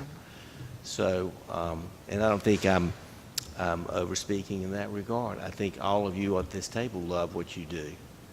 Reverend Alderman Lowe Davis loves what she does, whether as a journalist or in the ministry and here. So that's what we want for every employee. We want them to say, yeah, I'm coming to work. And to work for Southport, to work for this wonderful city. That's what we want them to have, all employees, to have pride in their work and what they do, and think of the difference they're making in someone's life. I mean, that's why I do what I do. Try to make a difference in someone's life, and I feel like that's what we want every city employee to feel like they're doing every day and enjoy their job. It doesn't mean their job is easy, that it's not difficult, because it is not easy work, but it is work worth doing, and that's what we're trying to get towards. We want people that want to be a part of this city organization and be a part of the excellence and the quality that we try to provide. I'm not against anything about providing good service, and I want the city to provide good service. But I want the city to use common business practices. And part of that is a workload analysis. If you've hired 4 part-time people over here, that's freed up the people that were doing that over there to do something else. And I want a global look at it to find out how many people do we need, and what of the staff that you currently have, who could be cross-trained for this other position. And I do not see that. I do not see that level of detail. So we have a whole list of people, departments. Every department wants more people, and they have to learn how to be able to articulate that, other than I would like somebody to do something. So that is where we are. Common business practice. And we have to help, Tom, help you. At the end of the day, I may be absolutely in favor of everything that you've asked for, but I have to have more information to be able to make that decision on behalf of the citizens who have to pay the salaries and do everything else. I want our salaries to, I'm actually in favor of giving a higher than an 8%. To get us to a level where people actually want to come here more and stay here more. So I'm very involved, or very along the lines of where we're going, but I want more information to be in the normal business practice of how you hire people. Sure. Well, here, let me add on that. Let me just add one thing to that, Yes. Tom. The simplest thing is that I heard you say that you had 8 employees, and then they pulled you out, and all you wanted was 1 employee. That's pretty simple math. You wanted 1 to replace that one. If you want to get down to it, I'll keep on adding. Mr. Alt, you're not wrong. I'm not an analyst, but I'm sure it could be done. You're not wrong, but no, I'm good. But what the mayor was right. We had X number of employees. We lost the employee. The employee was never replaced. That's really not adding to staff. That's just bringing it up to what it was before. I was scared to ask for. Yes, sir. So we moved you to a position of being the number 2 guy in the department. Right. Then the number 1 guy left. Right. And then you moved up to the number 1 guy. And I never refilled number 2 or the one that left me. I chose not to fill number 2 because I can handle the job. Okay. Yeah, so the number 3, at my original position, when I got moved to number 2, when that was moved from, it was right during the pandemic, and they were saying, hey, you're not getting another employee. So really, I'm not asking for anything new, just asking to replace what was there. And technically, there's 2 people that were replaced, but sacrificed the assistant. Gordon was going to hire an engineer for that, which he'll talk about. But really, I get what you're saying, but I'm not asking for an additional employee. I'm asking to replace what I lost 3 years ago. Well said. If I Thank you. understand you, you're actually looking for 1 to fill 2 slots. Number 2 and number 3. You used to be number 3. You moved up to number 2. Number 3 was still vacant.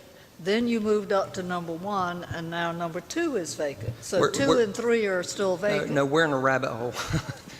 We got number 1. There is no number 2. There was not a need for a number 2. Okay, got it. Gordon, the COLA is across the board, all employees? Okay, perfect. Yes, sir. And I want to follow up on Alderman Carroll's comment of recognizing the COLA. You said you had 5 or 6 people, mostly in public works, that were below. I would ask that you revisit them, because the COLA is going across the board. That would still keep them behind. I don't see how we actually gained that I understand what you're saying, that it'll be more, but it's still not more because it's a COLA. The COLA is a cost of living. Doesn't the Valid. I raise agree with that. I agree with that apply completely. to that, though? Yeah, the COLA being cost of living is one thing. A merit increase or an increase to get you up to the performance or to the job standard pay is different. So this COLA plus a performance increase. Well, just bringing those people, if they have a job with the city of Southport, then they deserve the job. Otherwise, they wouldn't have the job. And so just bringing them up to being competitive with the analysis that Gordon made, I think is the right thing to do. Just get them to that standard and then give them the 8% in addition to that. Make sure that they're not being penalized for working here. We're going to pay you $50 and then we hand them $42. We're cheating them. We're withholding unfairly, I think. And that's what inflation is doing.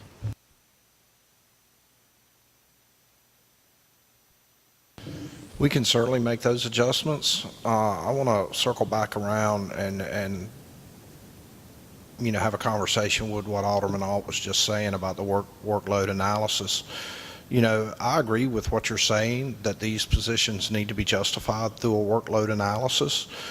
The problem is our staff is so stretched at this particular point in time that who's going to perform these workload analysis? Where's it going to come from? I think it's one of the positions and needs that we've talked about with the Human Resource Director that could probably complete such a thing. But in order to do these workload analysis, we're going to have the personnel in place. Right now, we're stretched thin. I can't tell you the amount of stuff that keeps us busy on an everyday basis. So if that is something that you want, I'm certainly all for it, and I think it's a very worthwhile endeavor. But, we need some help. Bottom line is we've got to have some help. Well, I would enjoy us having a path forward on this line. And if that means adding a line into the request for an employee for the HR person, that they have that skill set, that would be terrific. Then next year when we come back to do this again, because the city's going to expand between now and next year, and you may be back in front of us. And if we've got a path forward to how to reach this process, that would be terrific.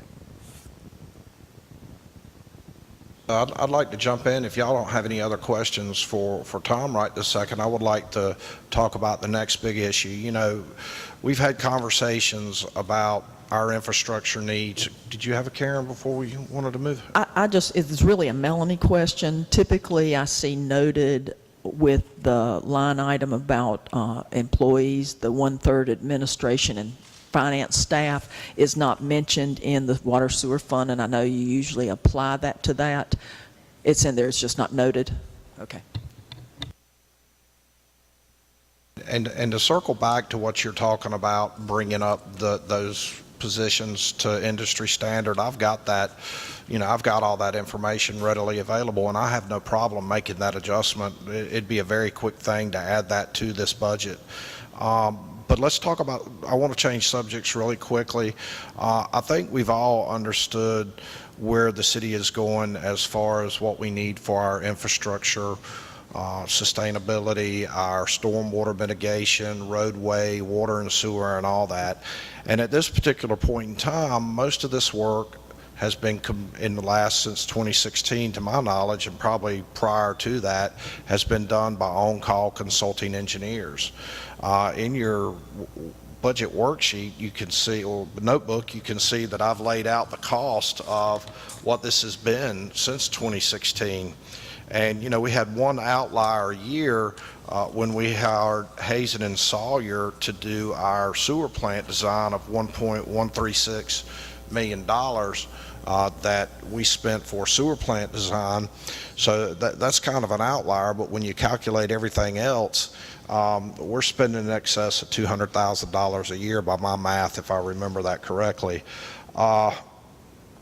I think moving forward with everything that we need to do, the funding that's coming available through ARPA, we're going to have a lot of infrastructure studies and needs and engineering plans and design over the next 10 years that we're going to be spending a lot of money on consulting engineers. So in this budget, we've included the cost of hiring a new city engineer. And the anticipation is that we will take 95% of this current consulting costs and bring it in-house and have it done in-house for a full-time engineer on our staff. You can see that position justification form and what's the cost associated with it. Also, in addition to that, you can see we have an option for a part-time engineer that we can put on staff. We have a gentleman that's moving to North Carolina from Windsor, Connecticut. He is a stamped engineer in Connecticut and North Carolina. He has a tremendous amount of experience in stormwater, roadway, water and sewer lines. However, he does not have a lot of experience in lift station rehab and design. I think Alderman Lombardi can tell you that up in Connecticut they have a lot more topography, so they don't really need lift stations here. Down at the coast, at the edge of the earth, we're kind of flat. We have to pump. We have to pump this up. It's one of our biggest needs. I think we've come to the consensus that we have right around 24 lift stations that are getting some age on it. They're going to have to be rehabbed. He does not have that experience. So if we were to consider him at about 70, that position at about $80,000 a year, we're still going to have a need for a consulting engineer to be able to do these lift station rehab designs. So is it really worth the money to hire a part-time employee to do engineering work, or do we bite the bullet and hire a full-time civil engineer for the city? Last year, when you authorized this position and the amount of money that you authorized, we had a lot of interest. People want to come to work for Southport. I think it was right at 85,000. We had a lot of interest, but nobody wanted to work for that money. And so I did an industry average of what it's going to cost. You'll see that on your justification sheet of what that will cost. So it's something that we need to make a decision moving forward, whether we're going to have a city engineer or whether you want to hire a part-time engineer and augment that with an on-call consulting engineer services as well. Any questions for me on that? You know, if you can get an engineer that has the qualifications, I think over the long term it would be best to hire one that can meet the needs of the city and carry us through, you know, the next decade. Because engineering, as we've all come to learn, is, and I've said this before, it's one of the most unrecognized disciplines. I've said, I tell every engineer that I treat at the hospital, I say, you know, you can name 5 actors, but you can't name 5 engineers. With that engineering, there's no clean water, no clean air, no moonshot, no telephones, TV, I mean, electricity. I mean, there's always an engineer. And Mr. Stanley will tell you, an engineer is vital to what he does. And so, and they all appreciate it. They really do. And so I think it would be, as part of a strategic move for our city, to have an engineer hired with the capabilities from lift stations to whatever we need, storm water, that type thing. Say again about the part-time position, that somebody's moving here who has qualifications but isn't here yet, or what? Yes, he is moving to St. James. He is currently building a home in St. James. He sent me his resume and he checks out, but he is currently the Director of Public Services in Windsor, Connecticut. He he will not be here until November 1st. Quite frankly, this date has moved back from June 30 to August 15th now to November 1st. So obviously, he's doing a great job for Windsor, Maine, or Windsor, Connecticut, I'm sorry. And so they're asking him to stay on a little bit longer, but he is retiring and just wanted to keep his finger in the game, so to speak, to be able to keep his skills sharp. But he was very forthcoming when Tom and I sat down and talked to him that he had no lift station experience. So we would be potentially considering him in addition to someone else full-time right away? Okay, him or somebody else.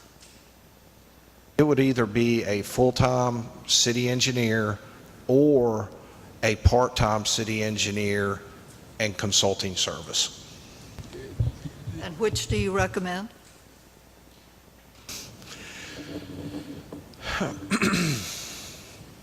For Tom Stanley's sanity, I think a full-time I think a full-time city engineer is the way to go. And you can look at that one other way, Ms. Lowe. Whether Southport really sees or not, for the past 20 years of paying Brunswick Electric, however many hundreds of thousands of dollars a year they pay just for O&M, we've been paying a full-time engineer this whole time. If you remember again, the budget retreat, you know, there was an engineer up there telling you what needed to be done, how it needed to be done, when it needed to be replaced, and the cost analysis that Mr. Carroll asked for earlier, how much it's going to cost to underground the rest of the city. You said $8 million, whatever it was, an engineer did that. So the city's been paying for an engineer for electrical for at least 20 years. It's time the city pay for a water and sewer engineer, because guess what? Look at the condition of our water and sewer. Now, yes, we've had engineering projects, but engineer, just like Brunswick Electric's engineer, professional engineer, can tell us, guide us. Like I said, I can tell you where our problems are. I can't tell you really the severity of it or what steps to take to repair them, in what order. Mr. Carroll was asking about House Street. Well, the methodology behind Cape Fear and River Drive, first, because people can't see that. They want to see House Street. Well, guess what? That's not what the problems are. The problems are over here. That is what the engineer does. So yeah, Southport does have a need for a full-time engineer.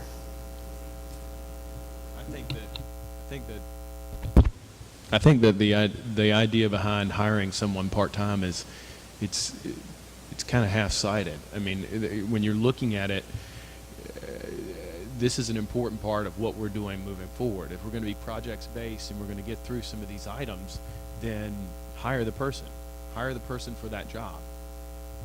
Part-time, and then we're still consulting. That doesn't make good sense.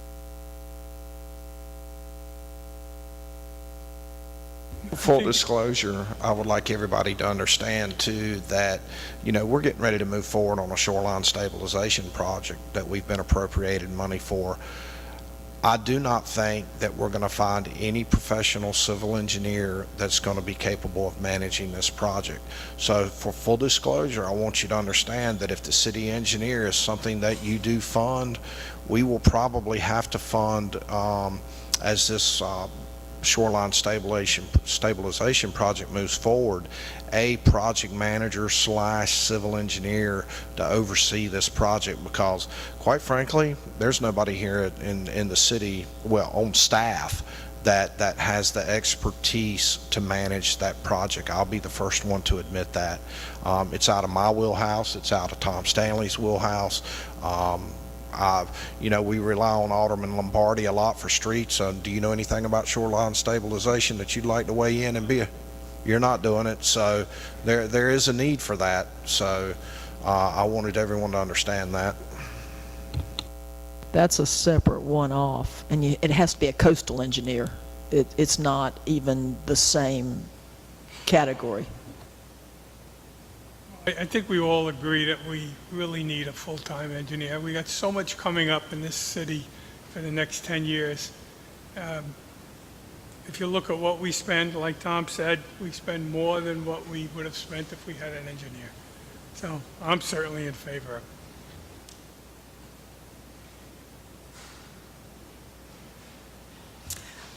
So we don't use the guy who's moving here. Am I clear on that? Bottom line. Just tell him he can slow down his packing, you know, if he doesn't have to he doesn't need to rush down. He was coming anyway. He's retiring here. Just teasing, it was a joke. Retirement is overrated.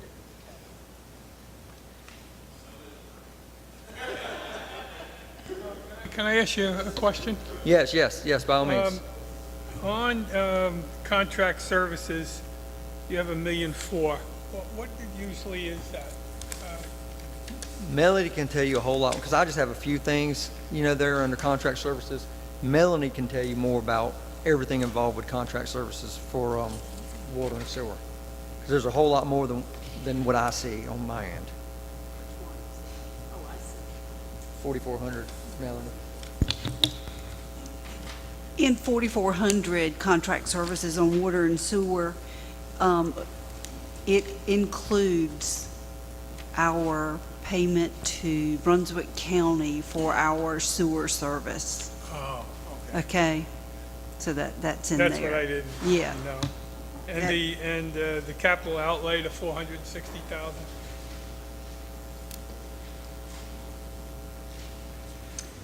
Tom, I think that may include your vac truck. Is that where you got the vac truck? I was gonna wait to break that sticker shock once they.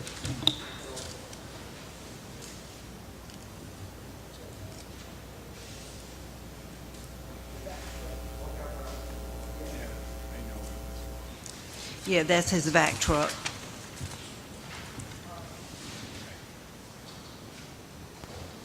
So, okay, so y'all wanna talk about my new vac truck, sticker shock on that? I certainly will.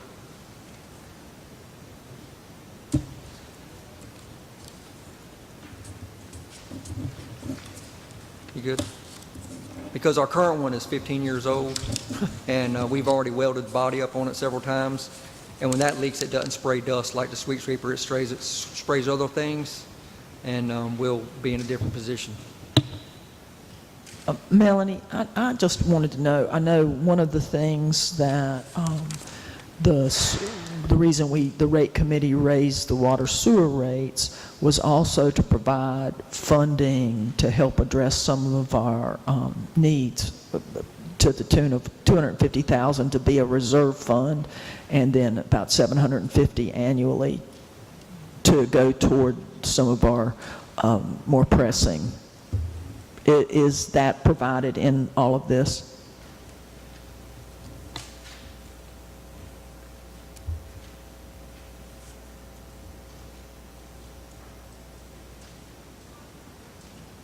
Yes, in that contingency line.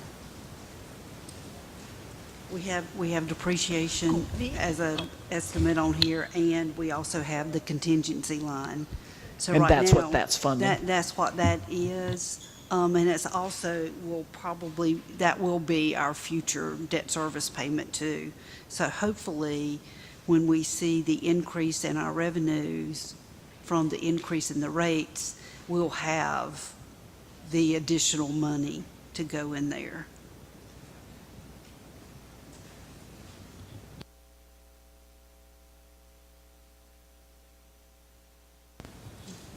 And again, for the our discussion about the city engineer, I just want to let you know that in my update that'll be coming on Wednesday in the pilot, which I wrote on yesterday late last night. One of the things I listed is a city engineer. I mean, I feel very strongly about it. I put it out there to our citizens. And it is strategically, it's what we need to do. If we're going to be a successful city, we need a city engineer. And we need the right employees at competitive salaries.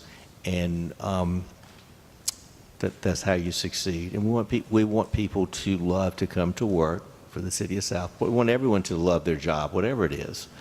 And so I think this has been a very good discussion.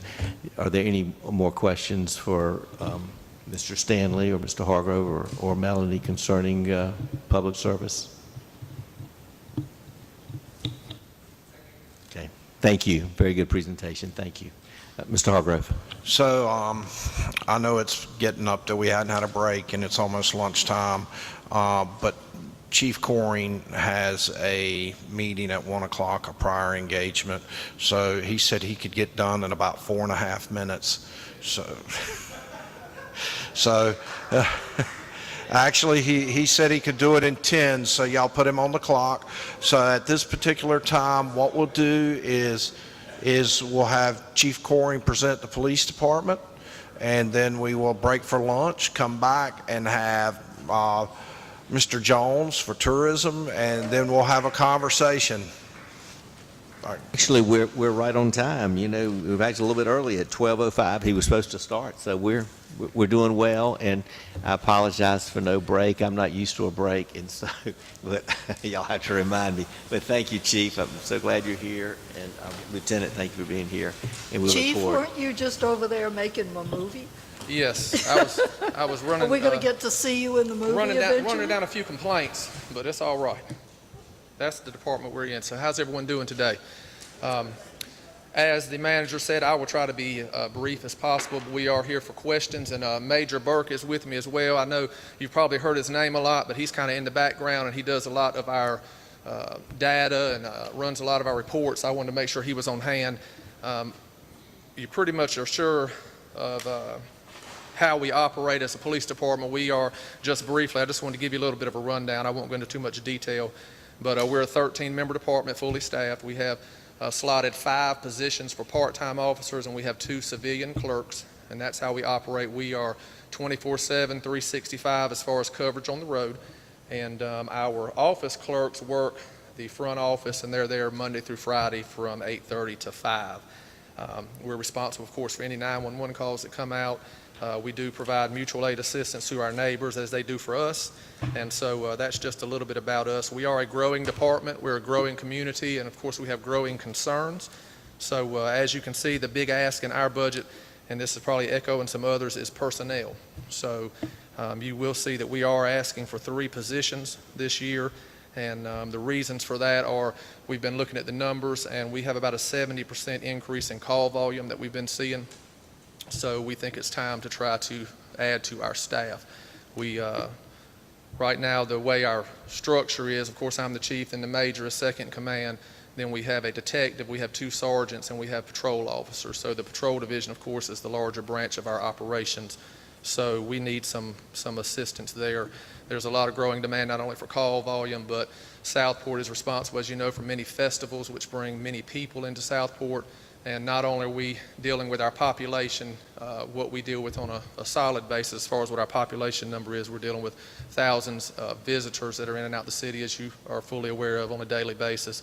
And the festivals that we have, I was looking over just this year alone, we probably had about 25 festivals that have been put on the calendar. So when we have those festivals, like the larger one that we recently had, the Spring Festival, that was a 2-day festival, as you probably saw, those of you that were there, it brought in thousands of people in Southport, and as a small town police department, we have 2 people on the road, and we have a supervisor that floats depending on the call volume and the times that they come out, and that's what our response is. Now during the daytime, of course, administrative staff is out, myself and Major Burke and our detective, and we also float our schedule sometimes. So if we have someone out sick or we have someone in training, then we'll also float our schedules because we also answer calls and help fill those voids. I come out and work the weekends a lot of times.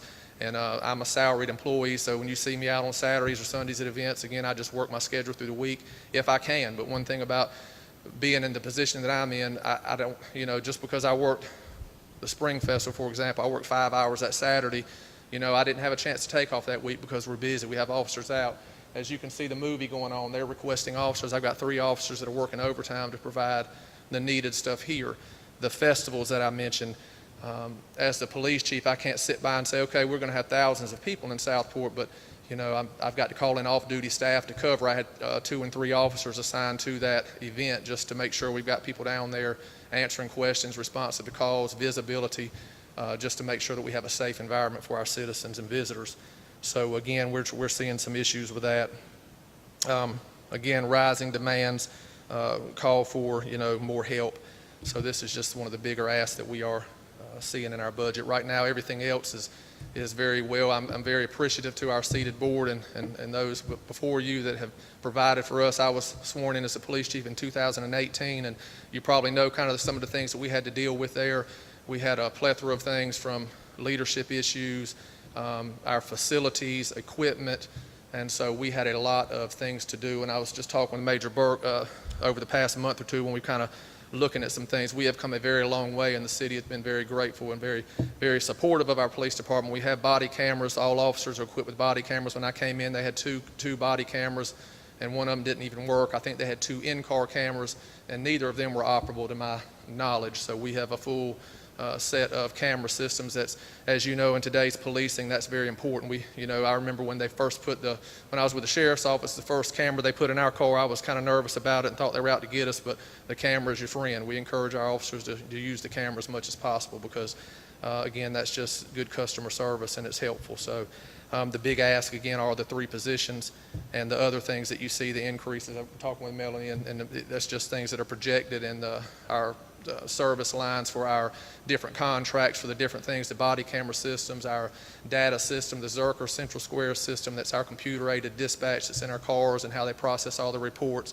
The influxes there are things we can't control. We just have to manage it as best we can. So, again, I don't want to take up too much of your time, so that's just the main target. And hearing the different folks that have been up before you, I know, personnel is a big ask, but it's something that I really feel like we need to be doing as the police chief. I don't want to sit idle by knowing that, some people, they think, oh, this is sleepy little Southport at nighttime. They roll up the sidewalks, but crime doesn't stop. Criminals are busy. They're smart.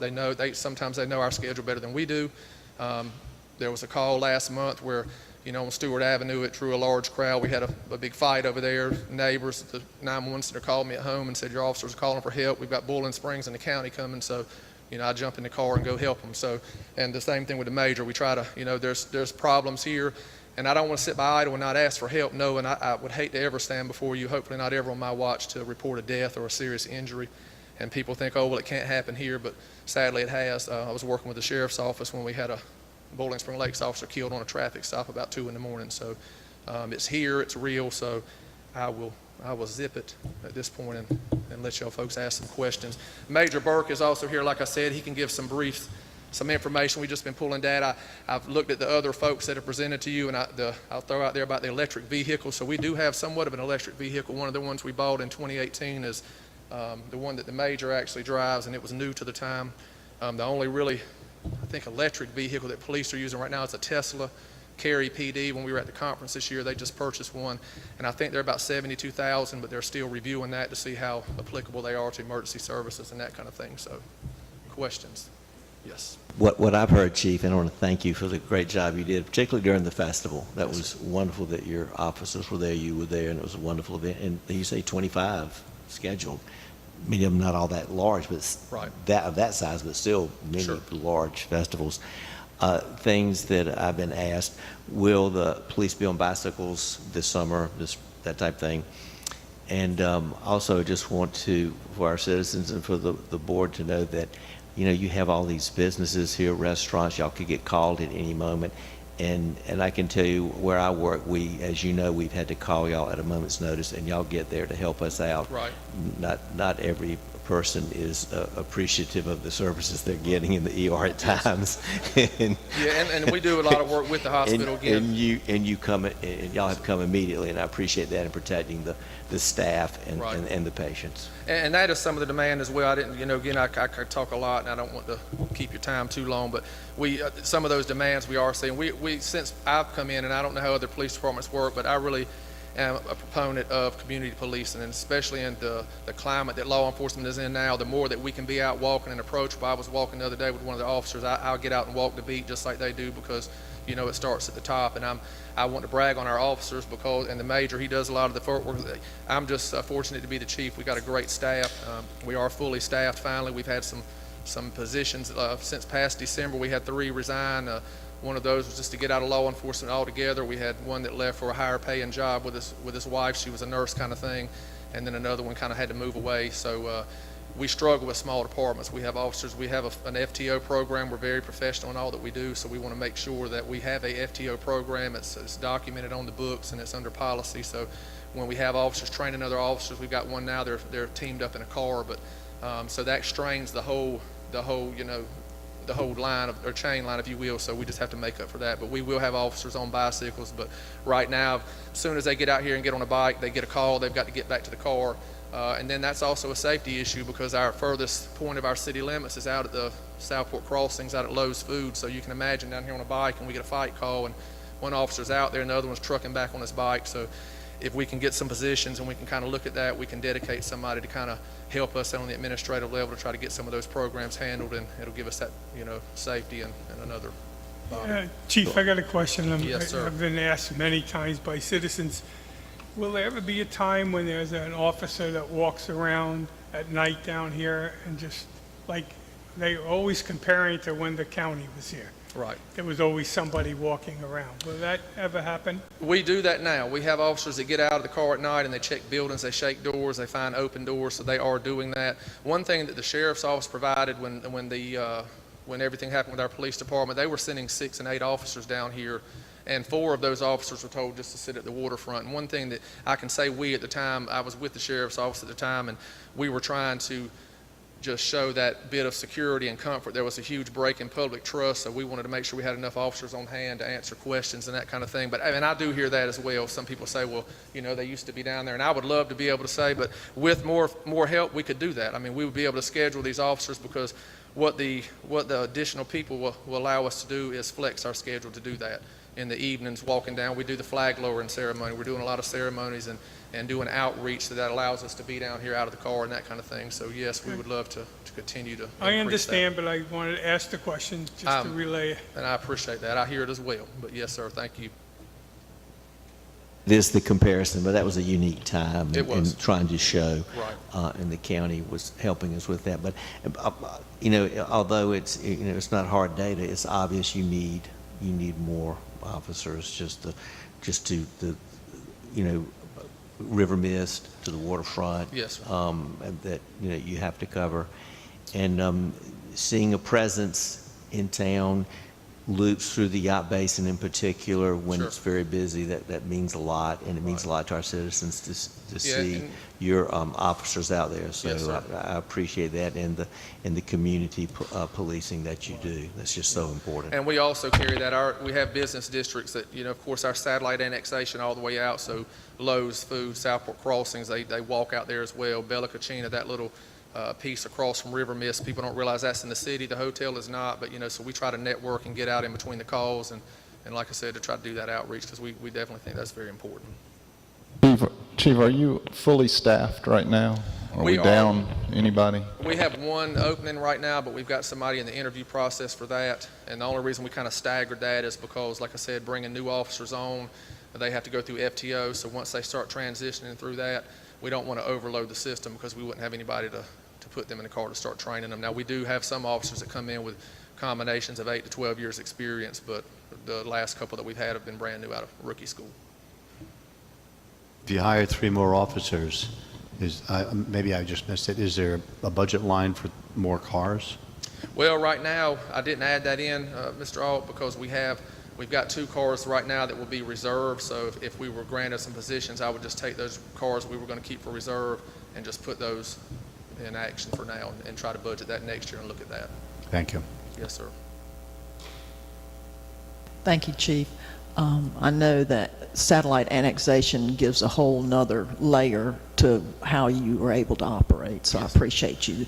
Yes. One thing. Oh, I know what. One of the things I had a question about is, and let me tell you, I love the festivals, so Yes. I'm not minimizing the importance, but the impact to your budget is, do you charge? I know a lot of times, like I don't know if it was the last festival one, the Kiwanis Club was behind it. Are we billing organizations for your services?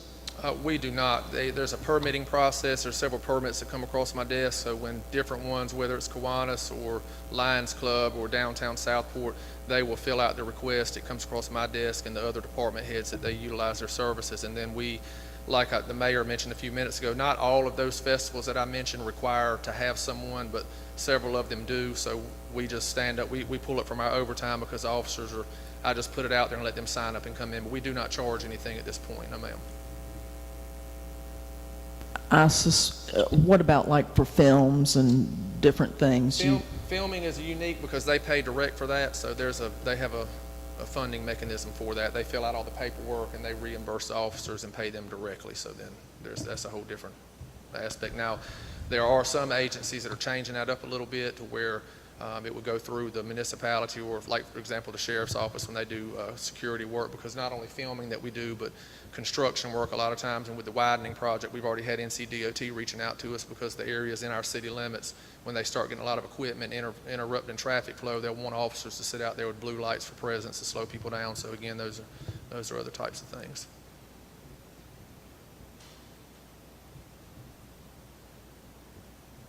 Any other questions or comments for the chief? I'm still going down that thread.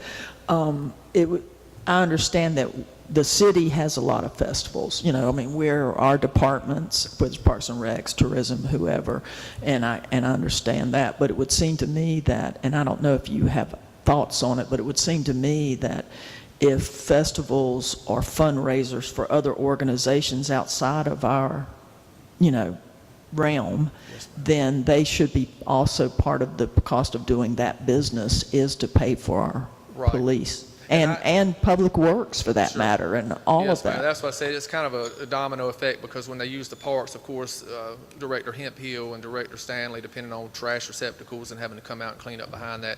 I brought that to our manager's attention, and we've had a little bit of a brief discussion on that, because not only some of them now are using parks, but we've had some that are asking me to close roads. They want to do block parties and things like that. And so we've it's just growing, which I'm with you. I love the festivals. It brings a lot to the city. It helps the businesses and everybody else, but it is somewhat straining operations. And then again, it worries me because I know we're attracting more people to an already busy area, so I've kind of brought that to his attention and thought about a way to try to look at that, maybe to look at some kind of a funding model for that possibly.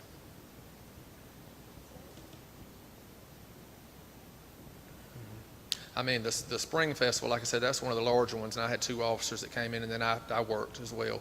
And then the major, he'll come in sometimes, but we're salary, so again, we're just trying to make sure that we have what we need in place. The other portion of that would be also your input for what our policy is. If somebody's going to do this, then they have to pay for a police officer to do that. Yeah, I think it shouldn't be just at their discretion. It needs to be sort of some thresholds about what we consider is safe, what you consider is safe operation. We would look at the festival for what it is, what they're trying to do, the hours, and if it does require a road closure, things of that nature. If there's going to be live music, because some of them, I mean, I've had so many festivals, they're wanting to do live music and beer tents and all that kind of stuff, which that's a whole other discussion, but that would all, I think, would play into that, and that would probably, if you check 1, 2, 3, then this is what would happen. Or if it's, smaller festivals, some of the festivals are smaller and first-time festivals, and they don't really, they had a kids festival a while back, and I just had an officer come just to pass out stuff and be there for the kids and that kind of thing, but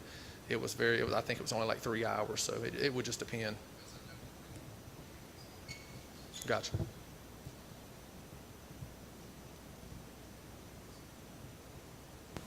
Okay, that was an excellent presentation, Chief. Thank you, and thank you, Major Burke, for all that y'all do for our city. And we have heard the needs, and we certainly will try to accommodate you in what you need.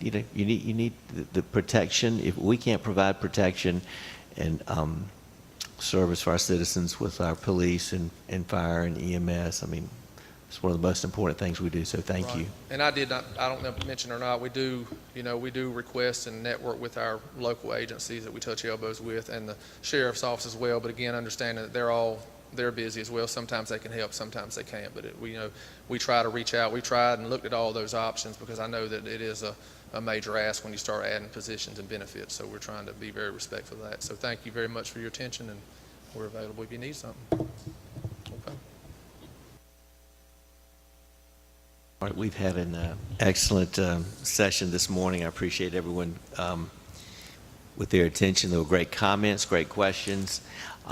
We will take our, Mr. City Manager, you have anything to say before we take our lunch break?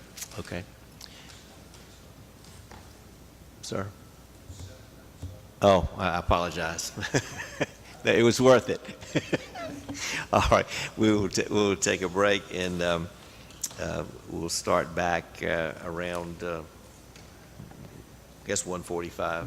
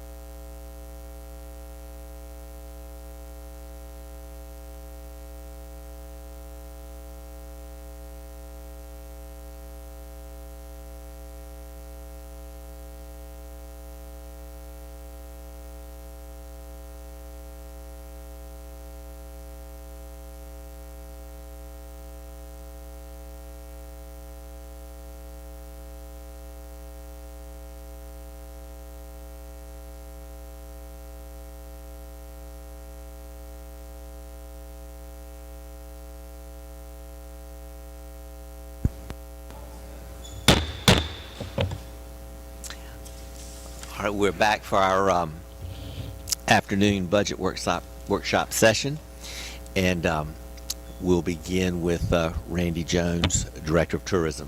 Thank you, Mr. Jones.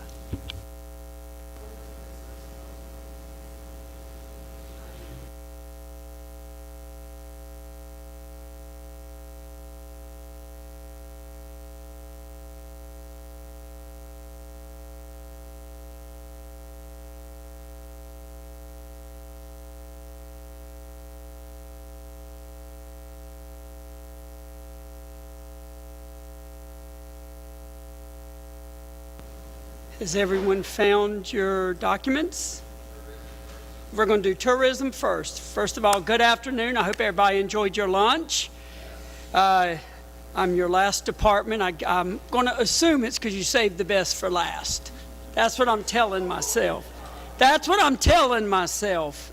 So just a couple of quick things. My department, of course, represents tourism, which is the Garrison House. A lot of that includes working with our different events that go on in town, everything from the summer market with DSI and Spring Festival, 4th of July, boat show, music in the park. All those fall under my department where I work as a liaison. So tourism, communications, that is officially back under me. Filming permits, and the community building. So those are really the four things we'll be talking about this afternoon. A couple of things I want to highlight, and I'll kind of start with, as I say, the tourism budget. At this point, I have, under the 2021-22 budget, I've had 2.5 employees under tourism. I've had myself as tourism director. I've had the information specialist, and then we've had a part-time person in Sharon who's worked as tourism. So that's been what we have this year. What I'd like to have in the next year are 3 full-time employees, because what we're going to do is move over the full-time employee from the community building back to tourism and eliminate the part-time. So we're actually eliminating that part-time position and moving the full-time position from the community building over. So the numbers are a little askew just because of that. Be aware of that. A couple things with the budgeting on for tourism and the visitor center. I always like to highlight at this time how important our volunteers are. I actually always use the volunteer hour by the Commerce Department of what it's valued at. And they're saying this year it's valued at $29.95. So when you look at that, and I have over 4,500 hours that my volunteers put in a year. So do the math. It's well over $100,000 in value that we get to represent my volunteers working over at the visitor center. So I know I couldn't do it without them. So I always like to take this time to tell you, the board, just how valuable they are, which leads to an invitation. Every year at the beginning of the summer, I do a kickoff picnic for the volunteers, and now that we're not dealing with COVID, I can bring it back. So please put on your calendar May 17th, that's a week from today, at 11:30 on the Garrison lawn. We're going to have our annual picnic. So I'd love to invite each of you to attend. It's a good way for us to thank them personally for all they do. So thank you. If you'll put that on your calendar, May 17th at 11:30. And as you go through, as I say, I'm going to start with the tourism budget. My biggest change is the fact that we're doing the 3 full-time employees, so that really jumped up my full-time employee budget. As you go down the rest of the budget, it really is pretty much status quo. It's really not changed very much at all. The only thing have gone down, we are going to be purchasing the AV equipment this year, and we know that there may be some additions we need to make, so I have continued to keep an AV budget under this one. So what I want to do is kind of open the floor for any questions as you look through this part of the budget. Yes, sir. One quick question. The person who's in charge of the community building now will continue to be, I hope? Yes, ma'am. The way we're going to structure it going forward is she's actually going to be titled the Assistant Director of Tourism. All right. So with that, she'll be taking on that responsibility of overseeing the community building, but also working with me to make sure everything's covered with the visitor center and all the events that we put on. She really is wanting to come in and kind of shadow what I do. I hope that'll be with a boost in pay. Has been, yes, ma'am. I have a quick question just for clarity. Right now, so as your department stands, so that they understand this, that you have 3.5 FTEs. You have 3 FTEs and a half equivalent to an FTE. And by moving Elena over to the tourism department, you're eliminating a half FTD. So you're actually not asking for any new positions. You're actually downsizing. That is correct. In fact, yes. The big thing with us is we found over this year restructuring after I took over the community building that we found, if you look through the original budget in 21-22, we had a very large community building budget for contract services. We were able to hire personnel to do the cleaning, which was that aspect, and bring down the cost and have a better run facility with those people. So we've kind of been able to really go in and overview the whole structure for our employee time equivalent. Like I say, if you can look through the tourism aspect of my budget and see if you have any specific questions on that, we're pretty much, the only thing I would point out and notice that there's a little jump up is for the communications itself. We've added a lot of new things coming into this year with our Boxcast, which is our streaming service. We've increased how that works. Our Archive Social, which is what we work with the police department to keep track of all of our emails and any of those correspondence, all the things that we need to do legally. So these are all things that we've added to protect the city and their transparency. So I will entertain any questions. One of the things, and I had actually had the opportunity to speak with the city manager about, is that, Randy, and I don't know how you feel about it, but I think because you are events, local events, your tourism is really sort of a misnomer because you're really more of a community relations. And so I was thinking, depending on what your thoughts are, is that really it shouldn't be tourism, it should be community relations. I know when I have been in other cities, like I was in Beaufort, I was looking at something on their thing and they call it's community relations. So a lot of communities refer to that because you do so much more. Thank you. Yeah, I would have to agree with that. I think community relations would better fit who we are. Just so everyone's aware, my aspect of how I've always approached our department is that we do it for the locals and the tourists will come. What we do is the quality of life for the town. The events we put on, everything from the music to the market to any of the festivals, we do it for our citizens. We are taxpayer based. That's my fiscal responsibility. So I do it with that in mind, and that quality of what we offer to the town, I think, is what helps us be the tourist destination that we are. So thank you for understanding that we are bigger than just tourism. So depending on the pleasure of the board, I would probably recommend going forward in the budget, maybe changing that title. Randy, one of the questions I have is this entire budget takes into consideration these events that you refer to. Can we talk about the events a little bit and maybe give us some examples? The market, stuff like that, but also Springfest, like, help me to better understand some of the major events that we're talking about. Basically, it's really, I work as a liaison, trying to sit at every table when an event comes in. The plein air event, which you have an invitation to for this weekend, I've tried to stay in contact with that group. What I like to do is sit at the table so I can be that city person that kind of filters any of the questions or anything that they may need.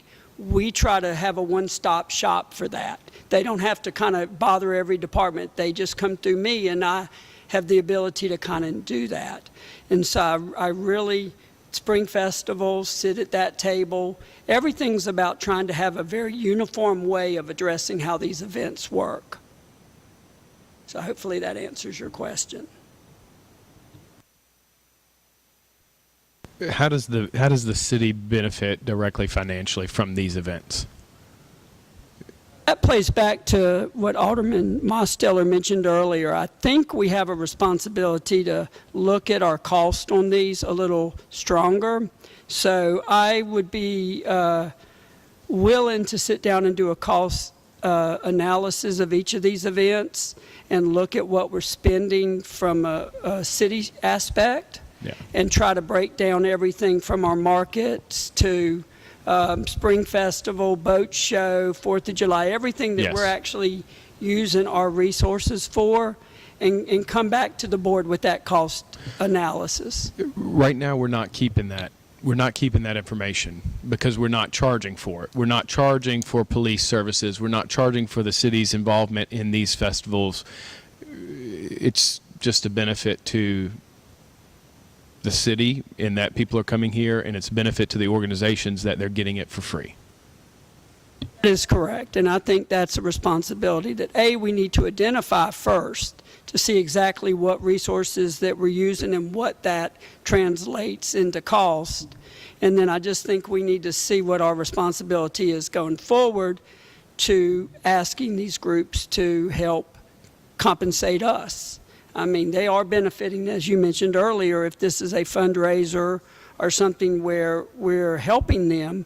We do understand, too, that this is all about the quality of life. We want to help make the town better. By these organizations doing these things, it helps the town do better. We know that they are giving back in multiple ways as volunteer organizations in helping the city, helping our citizens, so we want to support that. I think that's very important that we are a player in all this, but I also know we have a fiscal responsibility. Randy, could you speak a little, I don't know if this is working now. All right, can you speak a little bit about 4th of July and costs and advantages and disadvantages? Such as the 4th, as in case anyone's not aware, I am the chairman of this year's 4th of July Festival, so I've got a lot of insight on the overall cost. We from the city are very supportive. We have known cost, unknown costs that we give to it in the way of certain things that we pay for, the garbage, we take care of, the banners to go over the road, which Tom Stanley mentioned earlier, working with Brunswick Electric to hang them. That's part of our contract. So there are certain things that we do that are a true invoice, but also that's in our budget is our resources from our people going out and doing the cleanup and prep. There's, I think we got a 5-page request from the 4th of July committee on things that the city does. So there are multiple things that we all work with them on. So we're very supportive of the 4th of July financially. You know, what's involved financially? What is it costing the city? That's a good question, and that's why I think I really need to sit down and do a cost analysis. That's not been something that's been done. That's going to do this correctly, we need to really sit down, and I need to get with each department and find out what they're putting in manpower, it's going to take some time, but this is a full presentation back to the board. And I think the 4th is just an example. We do so many festivals, as Chief Coring said. He's been involved in at least 25. I've pretty much been with him on those, and I think we have a lot of information we need to put together. And I think it's a full presentation back to the board. And some of these, just take for example, the summer market really doesn't require extra police and that type of thing. So that's sort of a fixed cost. And then what is generated from that through DSI, they contribute back to the city. So in that aspect, the city actually is gaining in that regard. And it's the joy in the city that you help bring through tourism and these festivals, and or like the concerts in the park. Again, it'd be a fixed cost. Those police are going to be on duty regardless. So I don't think that's and again, what the restaurants, the merchants, and that type of thing, what they receive, we in turn get sales tax dollars and that type of thing. So it does come back to the city in some ways, or the garrison at Christmas, your volunteers, the garden club, the beautification committee. Tom, my goodness, the hours, you could not pay them.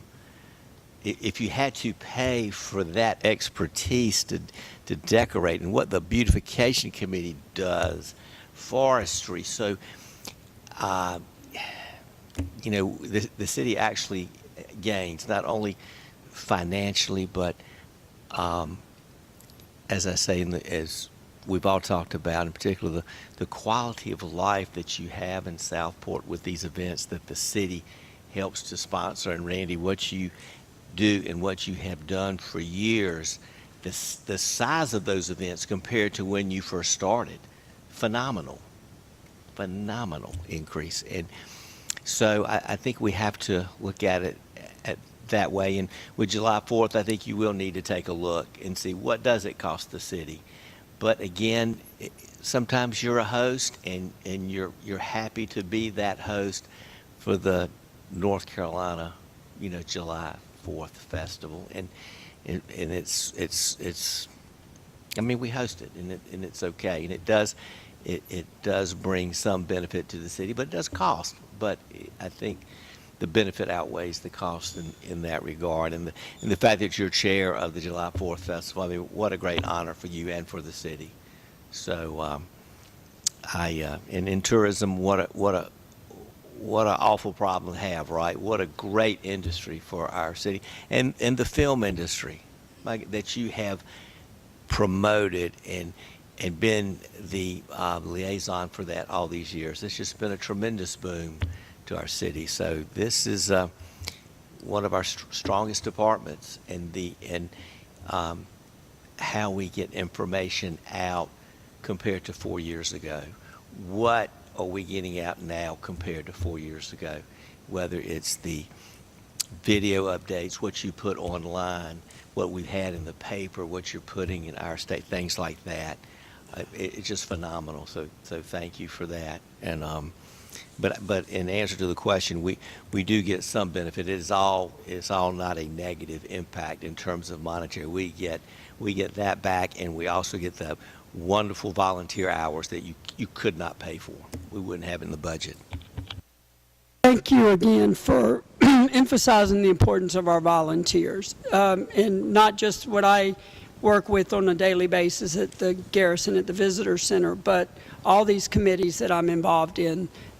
They love Southport, and they're happy to give back, and you can just see it when we're working on these different events that happen, that they understand that they're part of they have the ability to make Southport better. And I think we're very lucky with our volunteers, and that's why I think the city is a host of a lot of these, like you mentioned, with the 4th and all these different things.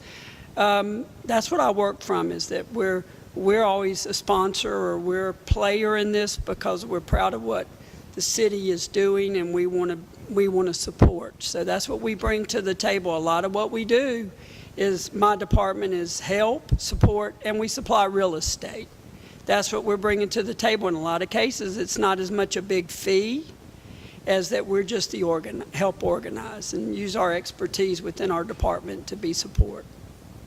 Randy, I applaud you for the focus that you have, that you're focusing on the citizens first and the tourists will just follow along.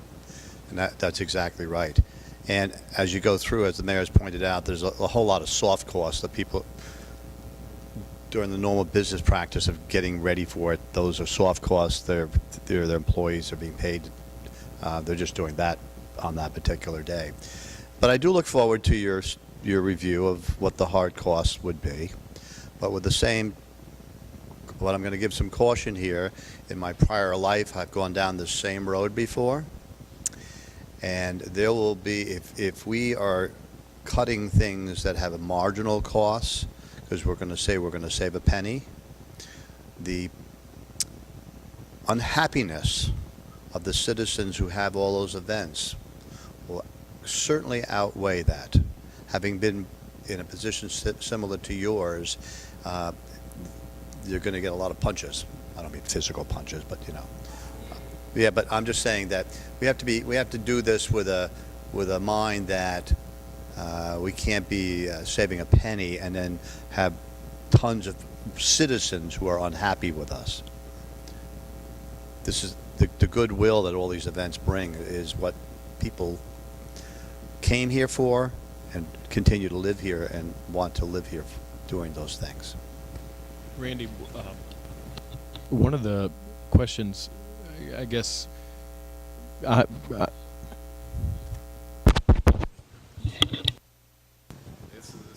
hello, that's working? Okay. So Spring Fest, Winter Fest, those are solely the City of Southport. That is the City of Southport sponsored event. And We work with other organizations, say Winterfest, for example. What I try to do is go out and get different organizations to take different parts of it, such as the Historical Society, Downtown Southport, Inc. I try to get different people to kind of take things with it, and then I piece it all together and put together an event. so in that event, we are not just the sponsor or just the host, we're also the sponsor. Correct. Now, just to clarify the relationship with the 4th of July, that is not solely a situation where we are the only.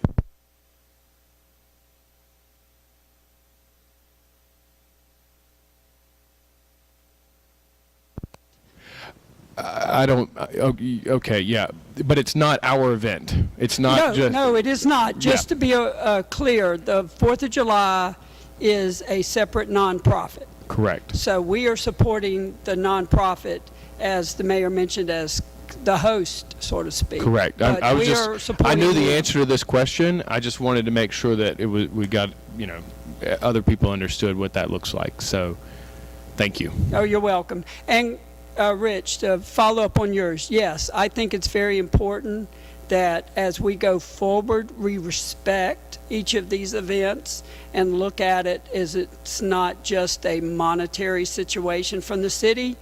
I think from the aspect of what I'm looking at as a whole for all these events is the transparency of what we're truly spending. I'm going to be very much about being supportive and continuing what we've done. I just want to be upfront with what we're spending on them. So any other questions when it comes to the tourism part of the budget? Great. What I'll do next is our budget part for the community building. As you see, again, I just want to reiterate, we have knocked out the full-time employee, really eliminated the majority of our contract services because I now have part-time employees doing that. And so that's really why my budget is actually going down, because the big request this year is the floors. there's a $45,000 request to have the wood floors here replaced. They are original from 1999. We've tried to figure it out through research, and we know they've been sanded at least 8 times. The last group that did it at the beginning of this year said, this is the last time we can do it. We're going to hit nails. So at this point, it's the wear and tear is really showing, and it's time to really make a choice of what our next step is. I do want to commend Elena, because our budget this year going into here revenue was $71,000. So far this year we've hit $118,000, and it's due to her diligence in everything from fixing contracts to upselling the building to just being a great representative. I don't think we would have done this without her and her great team of facilitators and a group that keep the building clean. This is the best it's ever looked. So I am very lucky with the team that's actually in this building. But as we know, this is a high maintenance building, and we really want to keep it to the standards that people that are renting it deserve. And the floor is the biggest thing right now. So that's my recommendation, is that we put aside January of 2023 to have this done, if this is the choice of the board, because it will take time, and I needed to go ahead for reservation purposes and put that aside. So once you make that decision, I will have more of an answer on the true cost. Do you plan on replacing it with wood, or? That's the goal, and that would be a situation, once the board budgets it, I will bring back recommendations for the board to look at and vote on. Yeah, because they have a pretty good vinyl that's probably better than wood in a lot of aspects. And I think from a maintenance standpoint, I think if we could find something that holds up, when you think about it, and I always joke, this is kind of like Southport's rental car. They come in here and it takes a beating. So we really need to do things that really can handle the crowds that we have. But we also want to put our best foot forward and have a beautiful building. So I will definitely rely, if it's voted in, for the board to make that choice. So that's really my big thing on the community building is the flooring. Otherwise, it really is as we've done in the past. So any questions on the community building? Who are we using as a floor, I guess, upkeep? You said it was sanded. Who did that? That was Dee's Hardwood. Okay. Came in and did that, and they've done it multiple times through the years. Before we make a decision on replacing these beautiful wood floors, could we get multiple quotes? Oh, sure, we can get it, but I can pretty to much tell you from the keep two them? that we've had, that they've said we're at the very end of it. It really can't be sanded again. So this is, we're at that point. So, Do they we have can to be keep trying. sanded? That's the issue. Yeah. Well, they're taking a beating, so, I would ask Elena if she wanted to mention something on that. I thought she would.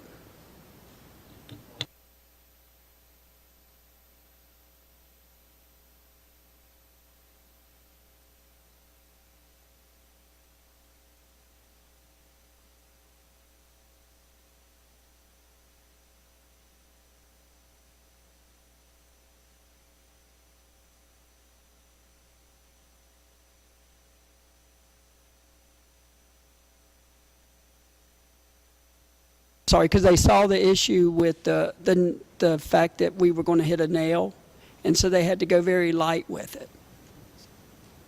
So what we've been told about the floors is that at this point, there are several spots in the floor where we did actually hit nail when they sanded this last time. And what they did was they filled it in, and when they did the coating on top of it, they masked it, essentially. The reason why our floors take such a beating was, one, the types of chairs that we had previously. It's one of the reasons why we were so thankful to replace with the resin chairs, because the bottoms of the old chairs were scratching and denting the floors each and every time. Yep. And then, so the lighter weight chairs have helped slow down this process, thankfully. But also during weddings, when people wear heels and they're dancing, it scratches and wears and tears the floors.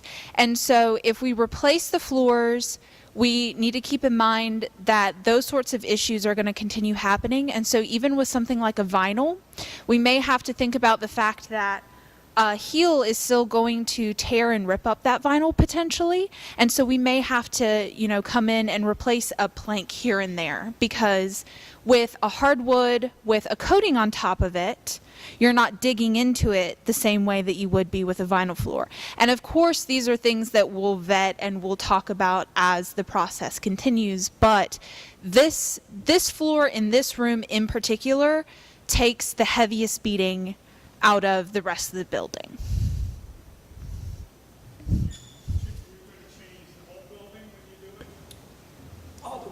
All the wood. All the wood. And just be aware with this estimate that we have, the whole thought process is that when we got the wood down, we would put probably 5 to 6 coats on top of it. So what we're working with in the future is not the wood, but the coat, the buff coat. We're going to actually have that. Because just be aware, when I got this building in 2000, it had been open for a year, and the cleaning service that had it had used a product that ate into the wood. And it was like a mop and glow version. So it ate into the wood, and it's caused damage that we've now been dealing with for almost 22 years. So we've always had to constantly upkeep. I think ours would be smarter for us to put the investment in now, get it right, and really have a maintenance plan going forward with dealing with the coats.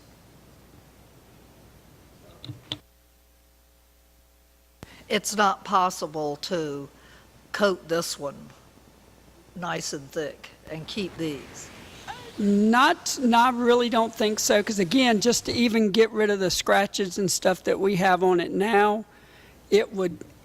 we would end up not getting a good look with it. I know we're at that point, but 23 years for floors with the thousands and thousands of people that have been on it, I think she's done a good job.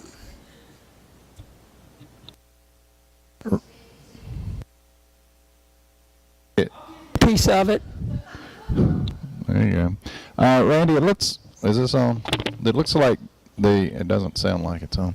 The railings, the porch railings outside, some of those look like they're getting in really bad shape. Have we looked at those? Are we thinking about repair and replacing? That falls under the Public Works, and they have been looking at different things to do with it. We're at a point now where they tried to sand it one time, and it started to scrape off. So I know Tom has been looking for a method to replace it, and it would be out of their budget. So I think he thought he might even have some left over this year that he might be able to do something right now. So I will check back with him, but it is definitely on the radar and something that I think is a priority myself.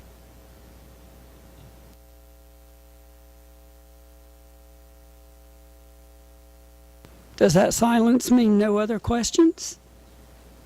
Well, I just have one last comment, Randy. At some point, because what we've heard is we're growing our town, the tourists. Are there any plans, or do we need to think about it? Is it possible to expand the size of this building for further utilization at some point? I actually think that's a good idea. We've had that question brought up through the years from different board members, and I think it might be worth a study on our part just to see the cost. One of the hardest parts of that is to have to close the building to repair, to do new structure on it. So we're so busy. Elena's done such an excellent job of booking the building. We have very little time to do things like that. So it's when we decide that and do some research, we're going to have a time that it'll have to be closed. So it's a situation where we can definitely look into it.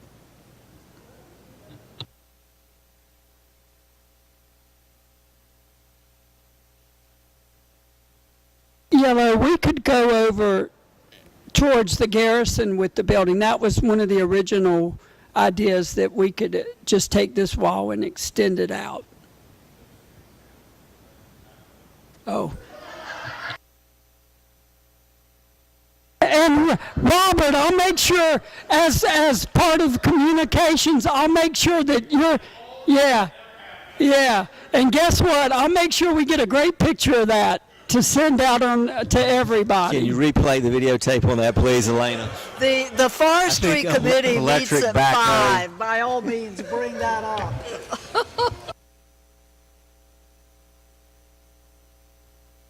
And all joking, do you need anything from us to start becoming the community relations department? Are you good? Well, I would think if that, to ask, I guess that would go to the city manager. Do we need to do a vote? Is that a situation on that? That's your call. I don't really see a need for a vote, and I fully support it. So moving forward, that's what we'll call you. Of a lot of things, so I'll just add that to the list. Thank you, guys. This great job for the last 2 days. I know you've been through a lot, so I appreciate all you're doing, and thank everybody, and have a wonderful afternoon.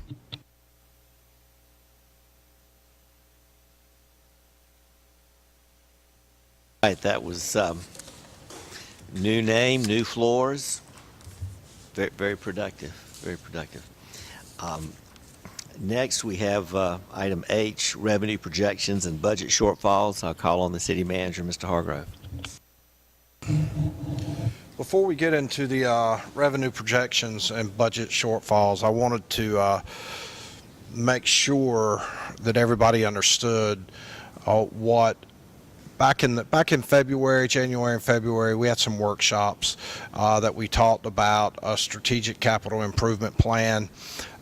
We got kind of off into some weeds on some infrastructure issues.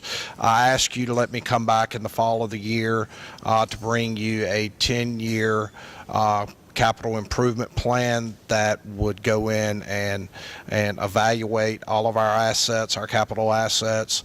And so that is something we are moving forward on right now. One of the reasons I asked you to delay having that conversation was because of the ARPA funding that's coming our direction. We'd have a little bit better idea of some of these funding mechanisms that would be at play. So one of the things that we will use the city engineer position for is to help develop this strategic capital improvement plan for a 10-year period. What it'll do is it'll identify all of our capital assets. When I talk about capital assets, municipalities have different criteria which they go on. Some it's $5,000, anything that's above $5,000 and lasts more than 5 years. And that's really the criteria that we're going to move forward with. But it isn't just water and sewer. It's roadways, it's our buildings, how we're going to take care of these buildings, and how we're going to fund what we need to do. And so we'll be bringing this plan to the board back in the fall of the year. I want you to be aware of that it's something that I take very seriously. Staff and I have already started that process of moving down that road. So one of the things that this budget we haven't talked about a lot are the capital improvement programs that we have here. So we're still moving forward with our lift station rehabs. We've assigned that contract. It's moving forward with the design now. We're not only looking at those rehabs of those lift stations, but we're looking at some of the hydraulics that are involved. After we sat down and had consultation with the engineer that was chosen, W.K. Dixon, he was concerned, and I won't get into the weeds weeds on this too deep, but he was concerned about some of the hydraulics that were impacting the 9th Street lift station specifically, and I believe it was the one on the corner of Burrington, and that is our central lift station. So we're also looking at some of the hydraulics that are involved with that. You know, we've spoke about what we're using the ARPA funding for to help pay down the sewer plant expansion. We have the USDA loan. We're also doing an I&I study. We've applied for money for an I&I study to not just identify where our problems are, but to also fix those problems. It's called Find and Fix, because we really don't want to go and just do one quadrant in a town and then come to find out we really haven't solved any issues. So what we want to do is identify where our problems exist and fix those right away, because the quicker we can reduce our I&I, the quicker we can our actual sewer capacity grows. We can have more sewer capacity when we're not treating stormwater. We have the shoreline stabilization capital project that will be moving forward. We've got the RFQs for engineers out for that right now. We'll probably bring that. It won't be next week or this week, but it'll be the following board meeting. We'll make recommendations to the board on that. The capital improvement project ordinance that you passed last year, we've used money and we're continuously moving forward. We use some of it on Bay Street. We use some of it on Brunswick Alley. We've used some of it on the city pier, which we haven't been reimbursed with yet because, you know, we can't make that claim to Golden Leaf and FEMA until we're complete with the projects. But right now, that capital project ordinance is still sitting, and Alderman Mosteller and myself were having this conversation just last week. She asked me what it was in, and she caught me unprepared, so I'm here to tell you that it's $480,000 that's sitting in there, and I think we had the conversation that it was between $480,000 and $700,000. So we still have a lot of operating capital to make capital improvements for some of the stuff. You all know that Howe Street was just resurfaced. They're going to get it marked. Bay Street that project is going to move forward June 1st. I've been adamant with the paver that it's got to be done by the middle of June. If it looks like he won't be successful, I have a clause out in that contract that I'll just cancel the contract and we'll hire the next available contractor, because we want Bay Street paved by the 4th of July. So I want you to keep in mind that we've got a long way to go with our capital improvement plan. We'll come back in the fall of the year and we'll revisit that. It will identify all of the buildings. It'll identify all of our infrastructure needs. It'll have a cost associated with it and a timeline and what we anticipate using, how we're going to fund those renovations and protecting our assets. So that's it on that particular part of the program I'd like to refer to. The second one is revenue projections and shortfalls. So I'm going to let... Can I ask a question before you get into that? Sure. How was Howe Street paid for finally? So they Representative Miller gave us the money through but they put it in the Viable Utility Reserve Fund, okay? The money in the Viable Utility Reserve Fund can only be used on water and sewer projects. So typically you would be able to use that money if you were just repaving the cuts in the road that they used to redo the sewer. So, but the DOT was mandating that we go from curb to curb. With that being said, this fly is killing me, y'all. So we were the city, and I consulted with several of the aldermen and the mayor that I was not comfortable with the contract as it was written, because we could have used that money and paved Howe Street, but I wasn't 100% sure. Matter of fact, I was 100% sure we wouldn't be reimbursed for it. So Melanie and I and the elected officials I conferred with agreed with us that we were going to hold the line. So the mayor approached Representative Miller, and we were trying to figure out a way to make this happen. So what they did is they took the money that it's going to cost to pave Howe Street away from the viable utility fund and put it in DOT's budget so that DOT would pave that road. And at the end of the day, we still have like $1.8 million to work on our lift station projects. It's what we needed, so we're good to go. Is that a long story to make a short point? Anybody have any questions on that? We're anticipating it being 1.8 million. They had some initial estimates on the repaving of House Street at $600,000. I believe since they had to do it at night, that's going to drive the cost up some as well. So we're anticipating a minimum of $1.8 million that we're going to identify these lift station problems, maybe some hydraulic issues, and get those taken care of.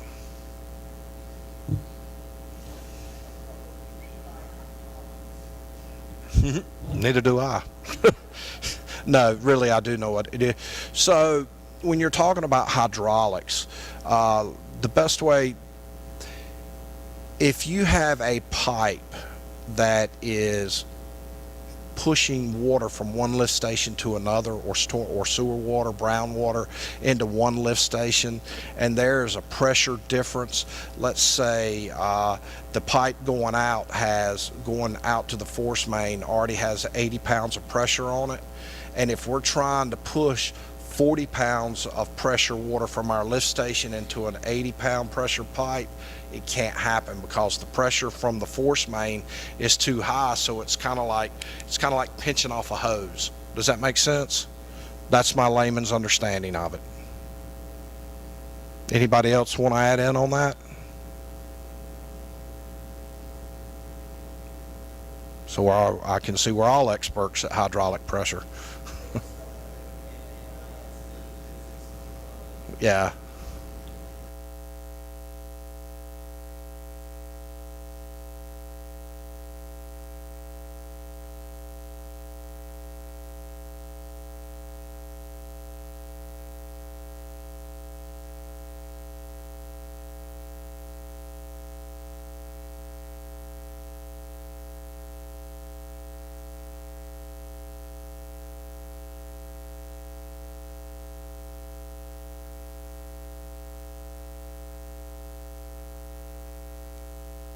Okay, so the next thing that we're going to go over is our revenue projections, and then we'll talk about shortfalls.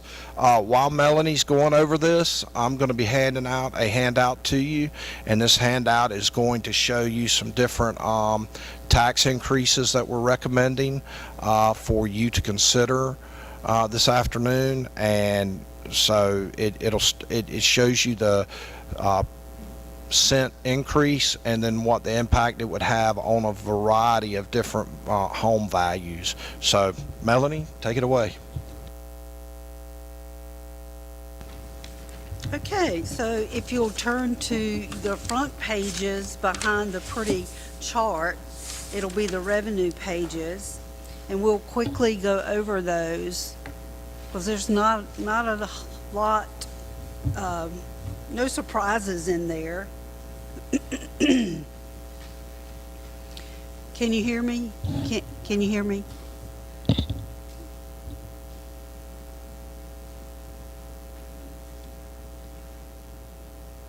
Can you hear me? You can hear me? Okay. Did you find it? Okay. So just to give you a rounded number for the property values in the city of Southport is $1.07 billion. And I think Gordon is handing you out a sheet that has that number on there. And that's based on the current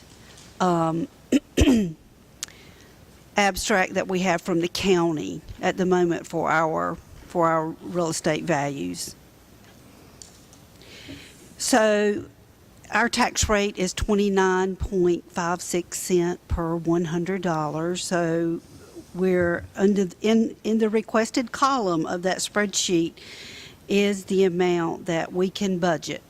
We can only budget 98% of our estimated revenues because that's what we intend to collect.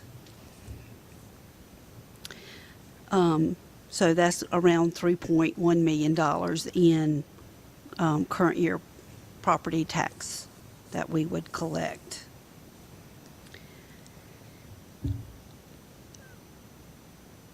On down the list, the other big item that we, can kind of just generally talk about just for a moment is local option sales tax. We're projecting a $1.3 million in sales tax. Sales tax has increased significantly over the last couple of years, mainly due to online shopping and COVID. Yeah, we still get our revenue from taxes for people shopping online these days. On down the list, FEMA, we just project to collect an additional $221,000 in that to finish up a couple of things. Is the tax rate the same for the commercial? Yes. Okay. And motor vehicles, personal property also, same tax rate.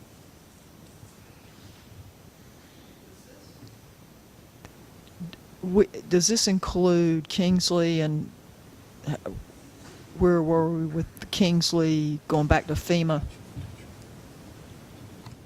No, we're still waiting for final approval.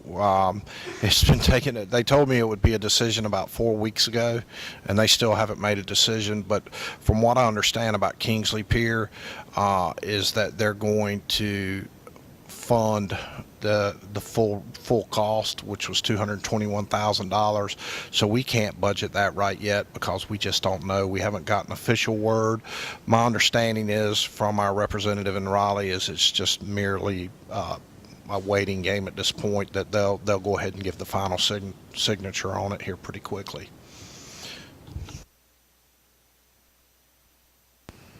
Our ABC revenue, I will have a better number for budgeting this week from Todd at the ABC store, the manager. I conservatively used $420,000.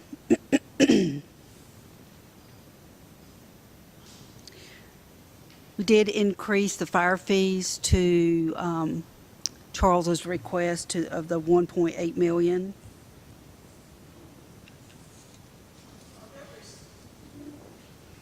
Statutory restrictions on how high our fire district fees can be? Yes. Yes, and my understanding, his request maxed it out.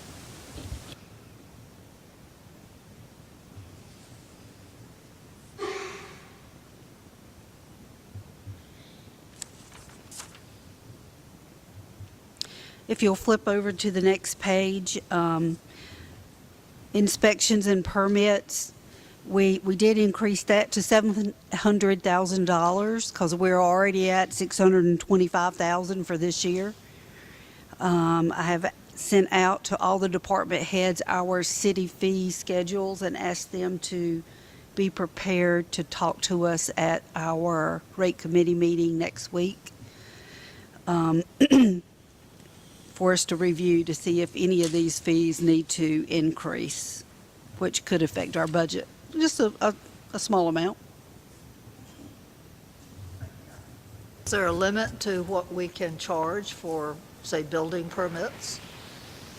It's whatever the market allows. Believe my understanding is you have to, you can only charge what it actually costs to do them.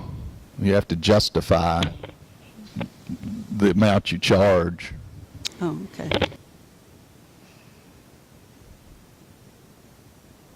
I'll double check and make sure his budget's not over that, but I don't. I think it's meant, John, isn't it meant to be a self-sustaining for that? So I think it's not a profit center, but it's to sustain development.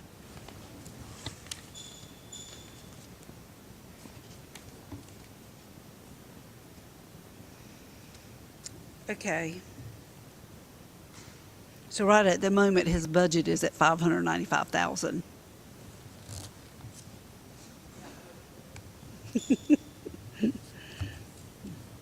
So his current budget is 595,000. How much is that for this fiscal year? That's his ask.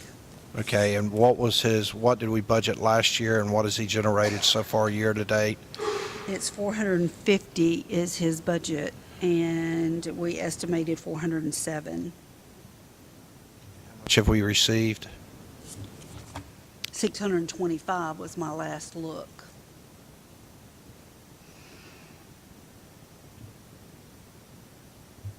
This projected 606 based on February number.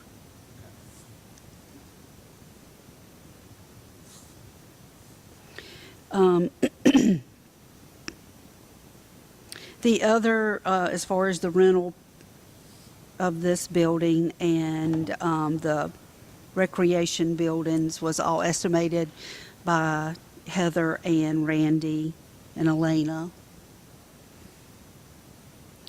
Our occupancy tax is running really good this year compared to the prior year, so we kind of buttoned that up to 190,000.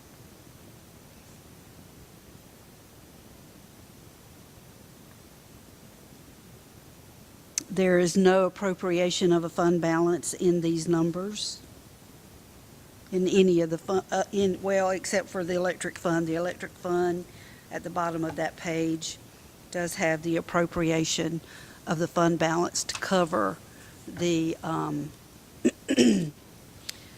repair work to the electric substations, I guess is what you call it.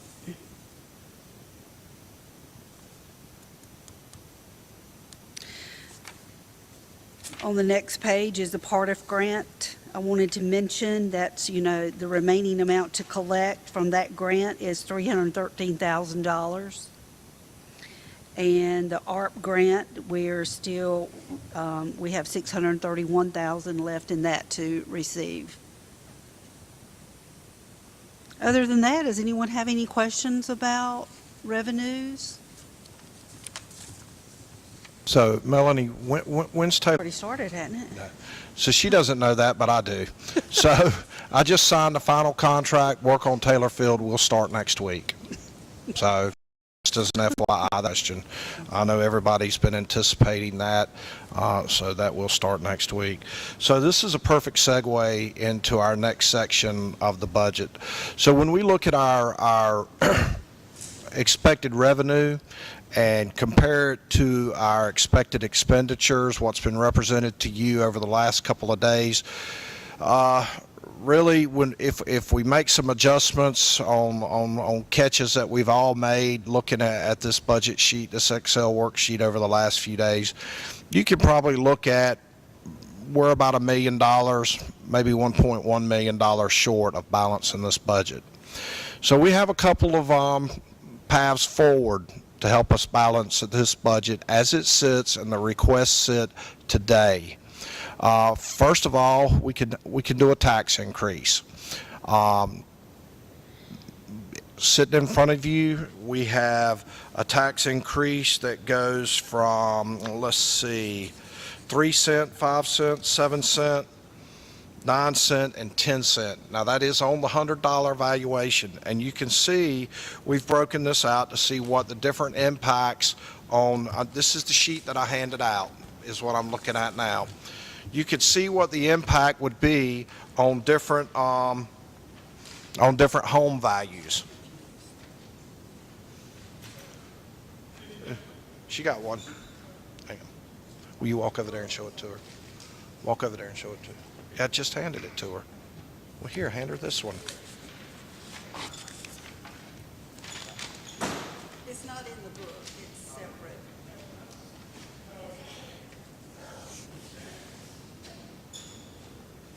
So you'll see what a tax increase does. And from our calculation, a dime tax increase this year would make us whole. It would balance this budget.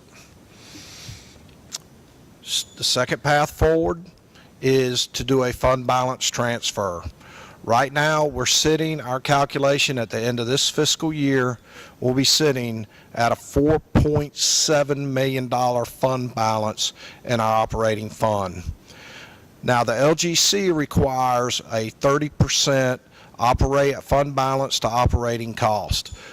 Currently, our projection is this $4.7 million fund balance will be 60% fund balance to operating cost.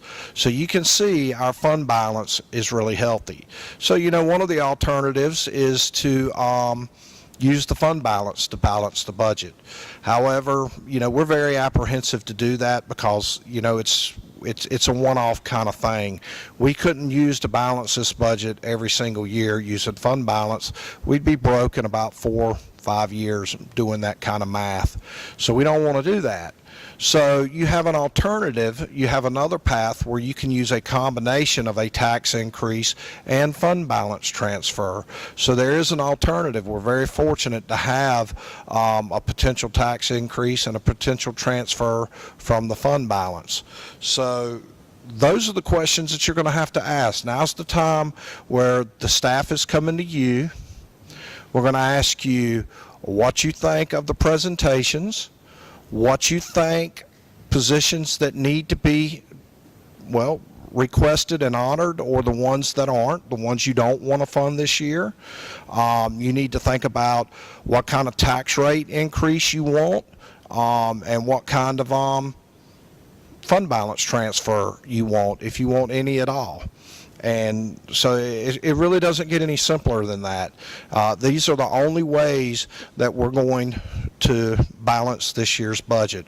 Of course, there is a third alternative, and that is to do nothing. No COLA increase, no merit increase, no position increase, nothing. And we could probably get pretty close to and eliminating EMS services. Let's not forget that funding EMS is a $250,000 venture in and of itself. So we can do none of that and probably get pretty close to balancing. Might need a little fund transfer to do that, but that is the third alternative. I don't think any of us sitting here this afternoon want to consider that because in today's workforce, we're already struggling to maintain our talent and to attract new talent. I think that EMS is just critical to the community. I mean, we're not a young community. I think the average age is somewhere around 57 years old, if I'm not correct. I could be wrong about that. We need EMS services. I don't know about y'all, but I like having them close by. So, with that, I will. We have two paths forward this afternoon. We can either have this discussion right now about what you want to do and give Melanie and I direction of what you would like to do. We will come back. We'll make those changes in the budget. Once it's complete, I will send you a PDF copy of it. You'll approve it, and then once it's been approved individually, then we will put it up for public notice and schedule a public hearing for it. If we do that this afternoon, we can pass it during the June 9th board meeting. If we do not do that this afternoon, what we'll do is y'all will go home, you'll think about it, you'll decide what you want to do, and we'll call a special called meeting for next week. And you will come back and you'll give Melanie and I the same direction of what you would like to fund and what you would not like to fund. We will fix it, and then we'll have to call a special called meeting for sometime the middle to the latter part of June. That particular meeting will need no less than a 10-day notice, and can't go any further out than 25 days. So at this point in time, I'm going to turn it back to y'all, let y'all have a discussion, ask us questions, and give us guidance on how you would like to proceed. I think it's reasonable what they've asked for in terms of every department. I didn't hear really unreasonable requests from any of them, and I think it's not so much cutting, and it's certainly not the option of doing nothing. We have to be proactive.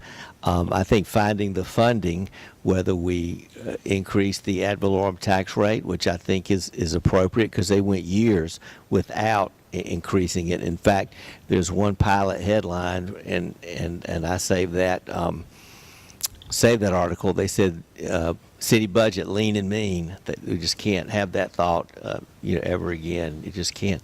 It has to be proactive, and it has to cover the needs of the citizens for the city. So I think finding the funds for what they've asked for to the best of our ability, whether it's totally the 10-cent ad valorem, which I know is a hard ask, but you do it this one time, and then it catches us up, and then we still have the fund balance intact, or you do we like the word hybrid today, you do a hybrid, thank you, Alderman Lowe Davis. We do a hybrid on that, but I really think finding the funding is the way to go, and I agree with you, City Manager. We just can't cut EMS. We need that. This city needs that. It has a long tradition. It's historic, and it protects the health of our citizens, and if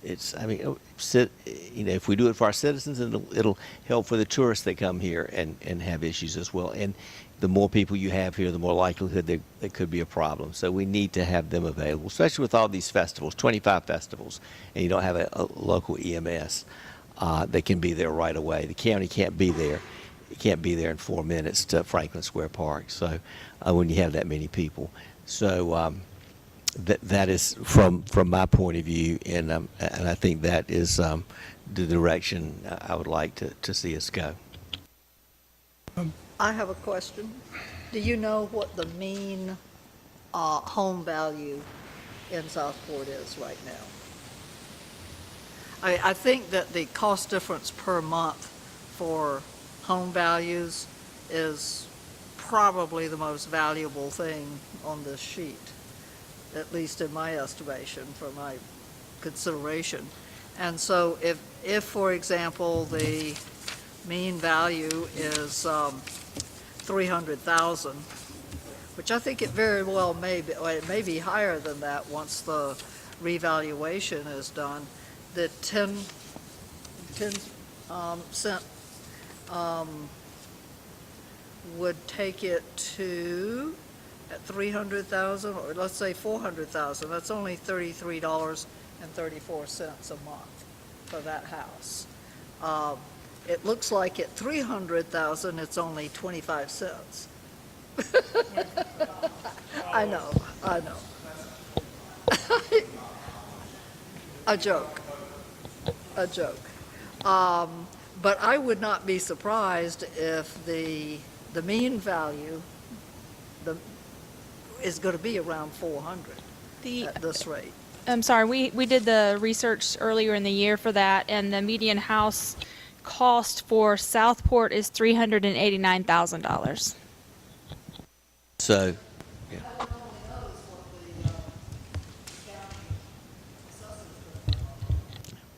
So with median, half is more than that, half is below that.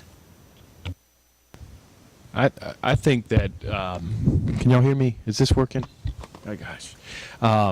My thought on this is that we talked about a lot of things that aren't in the budget. We talked about bringing people in public works up to where they should be. So this is kind of like, the 10 cent is kind of like the base. And then we need to think about the hybrid. We need to think about how do we bring money from the fund balance to bring those people up to par. Those people that should already be there. Not to mention some of the other stuff. I would love to find more money. I'd like to get more money to continue to bury electric. That's very important. I think $800,000 a year is, great. But if we've got the money, let's double it and let's get it done faster. So that's where I am. This is not an easy thing to do because it means a cost to the people we serve. But if we continue to provide a level of service that they've come to expect and exceed that level of service, continue to provide EMS, continue to provide fire, it's a no-brainer. It's a no-brainer. When's the last time we raised taxes?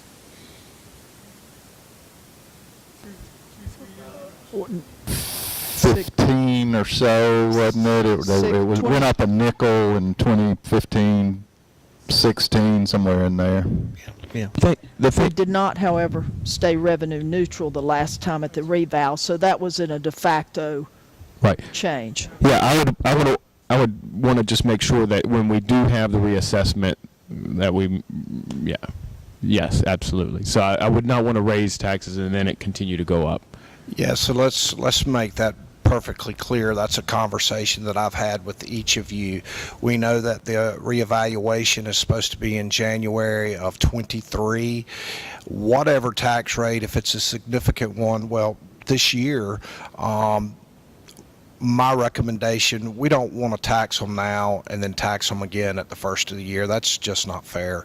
So I would highly recommend when that comes out that we go revenue neutral with that reeval. I was under the impression that 7 cents would make us whole. Is that not correct? Did I misunderstand that? Yeah, well, no, you didn't misunderstand it at all. It's just that as we started manipulating and massaging the budget, I spoke with you early on last week, and we were still calculating numbers. It just didn't work out. So so you didn't misunderstand it at all. Yeah, I think I'd propose a 5 cent increase and then take the rest out of fund balance. That's what I'd like to see happen. I'm not sure that 12.2 million is a lot of money. It's not. I mean, the last several hurricanes we've had have had very minimal winds here. We've had some water damage and some other stuff, but we haven't had a real hurricane here in I don't know when. I mean, as much as damage as Florence did, it was actually, when it got here, not that big a. I mean, I've been where big storms have come, and this place did not get hit. So I'm more inclined. I think what I heard the mayor say is to leave the 4.2 million there and go for the 10 cents and make us whole that way. I believe that's what he said. And I'd be more inclined to do that, because if those, how many poles do we have? 270, whatever that number was? 128 that they were going to replace. That they need to repair, they're all going down. And so, in a big storm, they're all going down. And the amount of money that we're going to have to shell out, now FEMA will give us some money 3-4 years later, but we have to front it. The latest predictions on hurricanes for this hurricane season, 22 named storms, 12 will be major storms and make landfall. And this year they're supposed to be the kind of storms that intensify rapidly.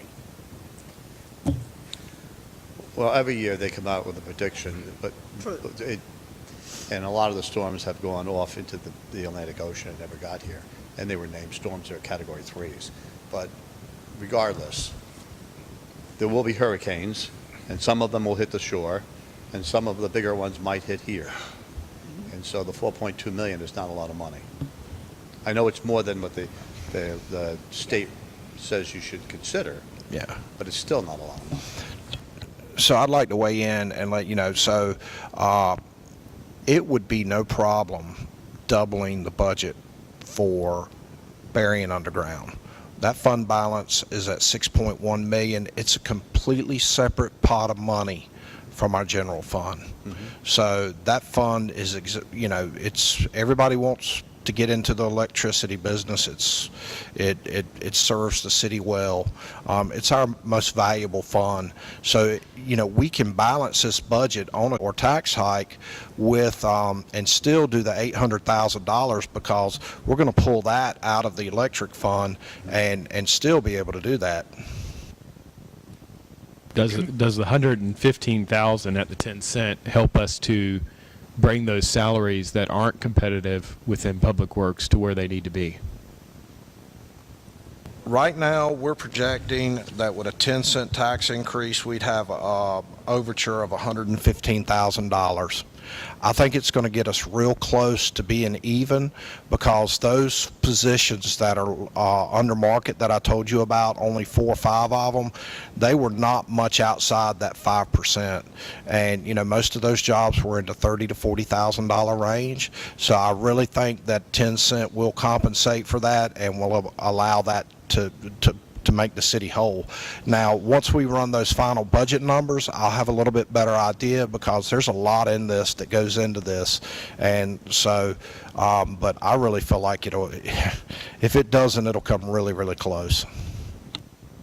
As much as I don't like to see us raise taxes, I sat here for 7 or 8 years before I became an alderman at every meeting, and I just heard, well, let's not do that now. We don't want to raise the taxes. And that went on and on and on. And I thought, wow, one day we're going to be in trouble. And here I sit. And as much as, like I say, I don't want to see anybody's taxes get raised, but I think at this point, I don't think there's any choice. I think it's got to be done. So let's talk about something else for a second. I had City Clerk Dutton do a little analysis for us last week to see where we compared to other municipalities in the region, and I inadvertently left that sheet at home. But if I remember from my memory, that out of about 8 municipalities in the region that are comparable to us, we were like 3rd or 4th from the bottom, with Carolina Beach being at 0.22. On the $100 evaluation. I think the next one, and I can't recall. Dory, do you have that sheet right there in front of you really quick? And she can tell you exactly, because was it Karen, was it you that asked me where we ranked? And so I had her look that up, and she handed it to me, and guess where it is? On my desk. Okay, I found it. So I have population and tax rate. Wrightsville Beach tax rate is 0.0923. Emerald Isle is 0.155. Beaufort is 0.46. Swansboro is 0.35. Charlotte is 0.3525. Oak Island is 0.28. New Bern is 0.4822. Morehead City is 0.38. Carolina Beach is 0.2150, and Boiling Springs Lakes is 0.2820, and Newport is 0.44, and ours is 0.2956.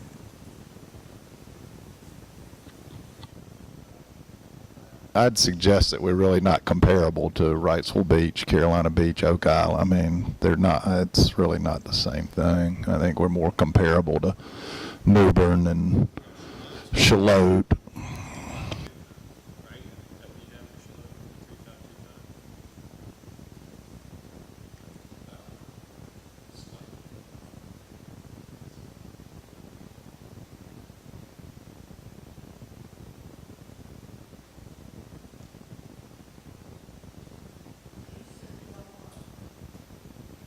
Don't want to do this now. You'd want to wait and do it now, and not, and then taxpayers get hit again in January? So what I was saying is, if we were to raise the taxes now, unless it's a 2 or 3 cent tax increase, if we do 2 or 3 cent, we're just putting a Band-Aid on it. If we do 10 cent, we're really having a cure for it. But if we raise it 10 cent this year, then when they do the tax property reevaluations in January of 23, then I think we stay revenue neutral, which basically means they don't pay any more taxes. We adjust our tax rate. So for an example, if we went to a 10 cent tax hike on the 100 and it went to 39.65 is what we're at right now, we could conceivably see with the tax reevaluation and a revenue neutral, seeing that tax rate drop to maybe 0.36 or 0.35. I don't know. That's a wild guess to make it revenue neutral. Got it. Who knows? I mean, to be clear, the county's revaluation is going to be done in or in effect for the 2023 tax year?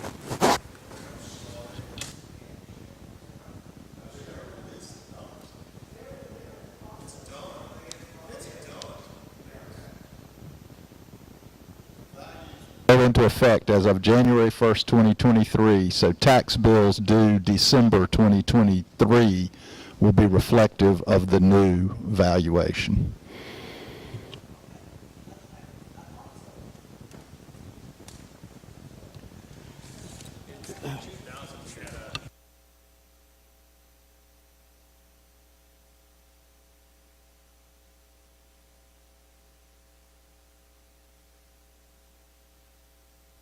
But dramatically when we had the huge run-up in real estate values in 2004, 5, 6, before the recession. The tax rate's been fairly stable for the last, 10 years or so.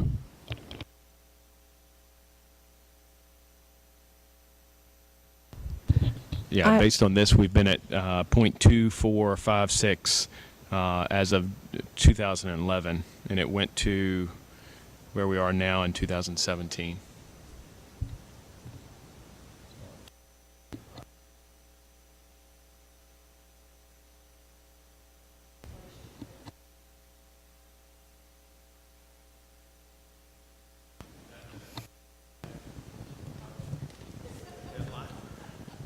We've been able to keep taxes down because the inflation rate has been so low for well over 15 years now. And so that's a big thing. But now with the inflation rate at over 8%, us raising, now of course that means everybody out there has to pay more 8%, and they've lost 8% of their spending ability. But the city has that same issue. Raising it 8 cents is almost neutral from what you were a couple years ago because of the inflation rate. So I'll be quite frank with you. I'm not a big fan of coming to the board with a ask of 10-cent tax rate. I just don't like it. To me, I would rather see a penny or two on an annual basis, and that way it doesn't have the perception that a 10-cent tax in 1 year has. When you do it a penny or two, if we'd have been doing this like should have been doing it over the last, since 2017, was it, Robert? Then we'd already be there. We wouldn't be having that discussion. So this is a cautionary statement that as we move forward into the future, this is something hopefully that we need to consider so that we stay where we need to be. But because let's say we do the 10 cents, this makes this budget whole, but then 2 years from now when the budget's higher, I think that's what you're trying to say, right? Is we've got to have some way to, because the budget, everything goes up. Now, do we factor in the fact that more things come online, so we have more participants, and there's that? Our revenues go up too. ABC revenues go up, sales tax revenues go up, inspections revenues goes up. I mean, we've had increased spending over the last few years. We've just been lucky because the economy's been really good, and so our revenues have increased. That's why one reason we haven't had to raise the property tax rate.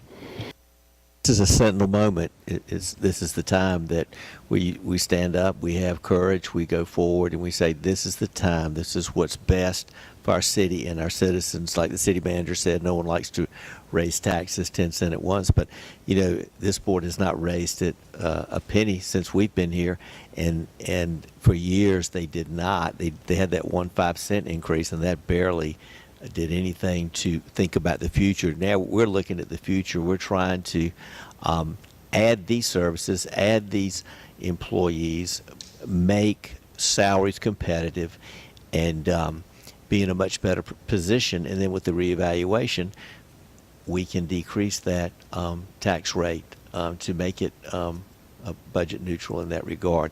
So I think this is the time where we, as a board, that you stand up and say, you'll meet the challenge. If we're worried about the challenge, if that's scary to us, we could sit back and wait patiently for January to come and leave it to the county.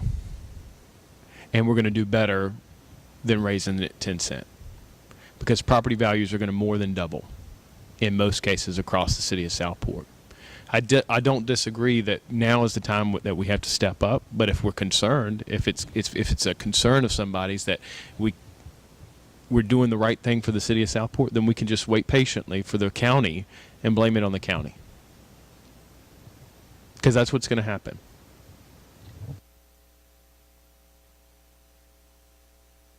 That tax money is not coming to us in January because that starts the appeal process. So everybody, you know, when people, taxes go up 500%, because some of them will, there's going to be a long line from here to Bolivia. This is a far cry from Dublin taxes. It's a far cry from that.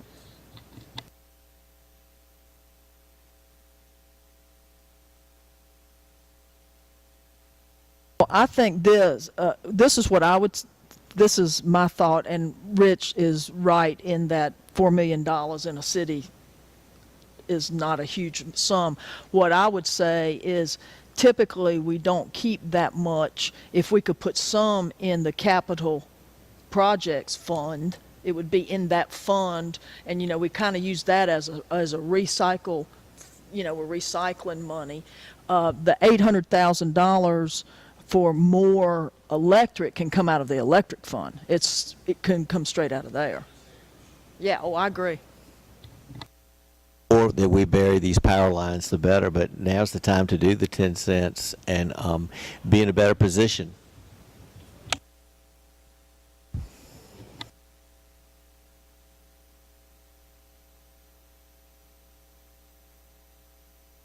Vote at the workshop, as you know, but we can give direction. We can have this discussion. You know, we're all, no citizens here, but obviously we're open, we're transparent. They hear every word we say, for the most part, until the microphone, or we forget to cut it on. But so this is an open discussion that we can have, and that's what's so good about these workshops. And so we give the city manager and city staff direction. From what I'm hearing, it sounds like 10 cents ad valorem is a way to go forward, and that we want to increase the salaries, but we also want to increase the money that we're using to bury power lines to get that going. And then we have this general fund that we have money that we can put into capital improvement and things like that, as opposed to taking it out and not spreading this cost over all our citizens. It's the right thing to do for the future. We're thinking about the future now. What we do today, will it be of benefit 10 years from now? And I say it will. Okay, so from what I'm hearing, and now is the time to speak, because the next time this will come around is when I show it to you, and we have it in the public meeting on June 9th. We'll have a public hearing on the budget, and then you will vote it. So let's make sure that staff and we're hearing this correctly. Implement a dime increase on the tax rate, on the ad valorem tax. Move $800,000 from the electric fund balance to operating costs to bury more power lines. And then is there an agreement that we should move some money from the fund balance of the general fund to the capital project ordinance?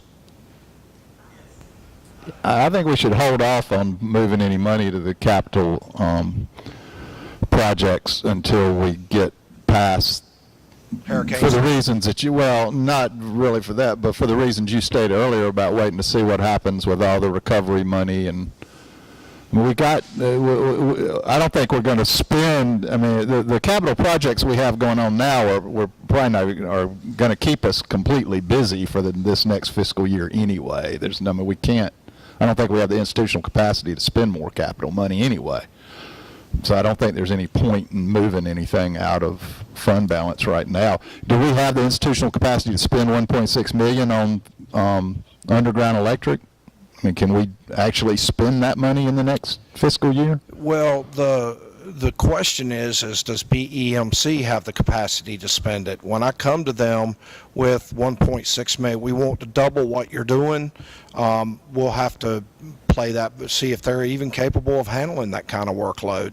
My my thought is that they're going to say yes. They can.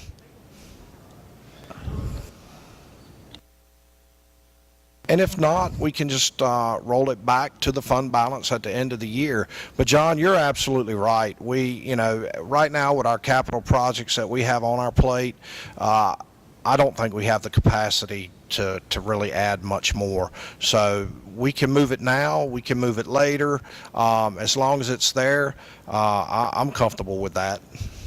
My question too is, according to the sheets, it looks like you're estimating the general fund, the budget for this year to be $10,660,000. Is that am I interpreting that? So 4.7 is not 60% of that. Am I looking at the wrong figures? I'm going where it says requested. It's no number. The page where it has board, admin, all those, is that? Is that revenue?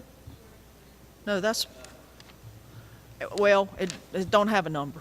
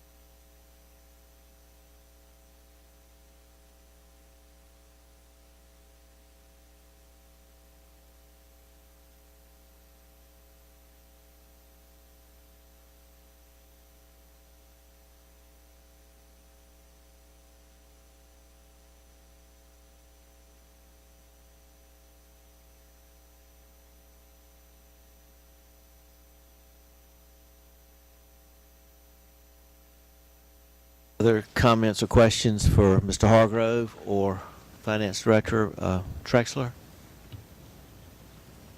So once again, 10% tax increase on our ad valorem tax and double the underground, and we will start and we'll make those positions that are below market value whole, and then we'll start doing our 8% COLA. And then, of course, the 5% merit will be based on merit. That pool of money shouldn't change across the board.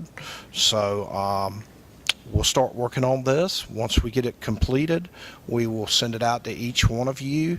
Because I'll be quite frank with you, the more eyes that we can put on this, the better off we are.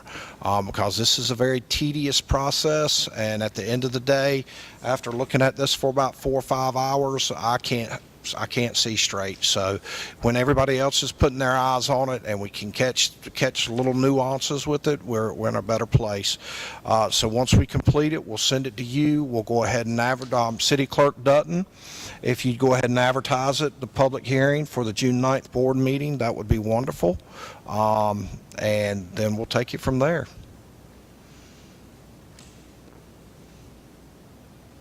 Any last comments or questions, or are y'all just ready to go home? No, I think A quick question. Do we publish the budget? Yes, we do. Okay. we publish everything. It won't be a Pulitzer, but it will. I want to thank Gordon and Melanie for all their hard work. We appreciate it. Yeah, we thank city staff, and absolutely. Any other comments by any board members? Okay, hearing none, again, thank you for being here today. Thank you for the hard work that everyone has put into this. As always, we learn as we go through the process, and we're moving the city forward. We're going in the best way forward, and the enhancement of the quality of life, the preservation of the human spirit for all our citizens, and with the right budget, we can do that. So I'll entertain a motion to adjourn. Mr. Allen, second by Alderman Carroll and everyone else. All in favor? Okay, meeting adjourned. Thank you.